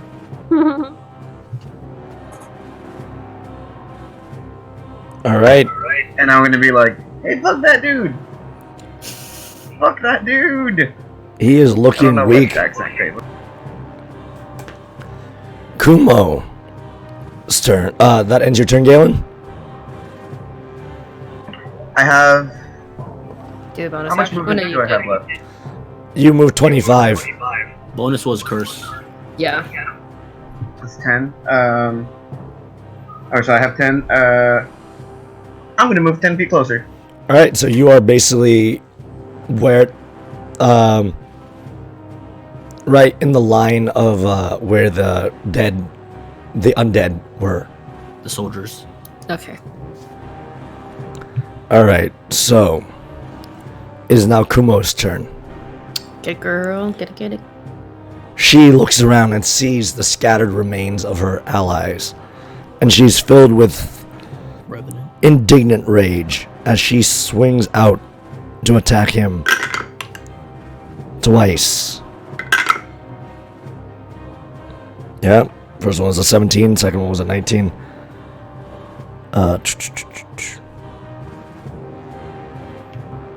So she does 2d6. 7.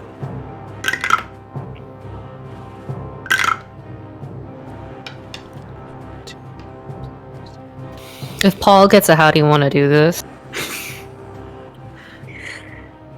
You see, she cracks into his armor, and the armor is bent and dented in now. And she reaches up and shatters the plate armor. And you see now, underneath the plate armor is standing this priestly-looking man wearing simple robes, now staring at her, and she just screams out, "You do not deserve to wear that armor anymore, Andros." She sundered his armor lowering his armor class. It is now his turn. He's Moonbeam. not looking good. Moonbeam. Go ahead and roll for the damage. Get it.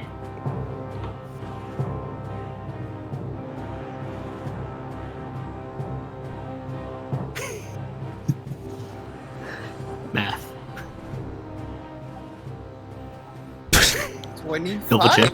Whoa. 25. 25? 2 8s and a 9. Yeah. So Yep. 16 Yeah. plus 9, 25. As Kumo basically kind of on his chest sunders the plate armor across with her revenant, like with her just newfound revenant strength. The plate skids across both sides of the floor, and you see Andros with the blade in one hand, staggering, looks up. As the moonbeam beats down, it pulses. Balthazar, how do you want to do this? Hey! I mean, what can I what can I do? I'm casting a moonbeam on Describe it. someone in 5 How does he die? How does Get he wiggy die? with it. As I concentrate on my moonbeam, it intensifies and his body just starts to disintegrate. And that All right. So, you see Balthazar raise up his hand, and the beam of light in his hand begins to glow and emanate brighter and brighter and brighter to almost the strength of sunlight in this pale, translucent glow. Andros begins to lift off the ground as the blade shakes, and the energy that emanates from it begins to violently mix with the moonbeam itself. Andros looks over to all of you, and he lets go of the blade as the blade now hovers in the moonbeam itself, and you see his form shifts, and the dark energy that's coming out of the wound inside him burns away, and you see standing there is this, floating in the moonbeam is this older human with just white hair, his true form revealed. And the tear in his clothes have all mended for a moment. And he looks around, and the tears down his face are no longer red and cut into it, but he's actually sobbing.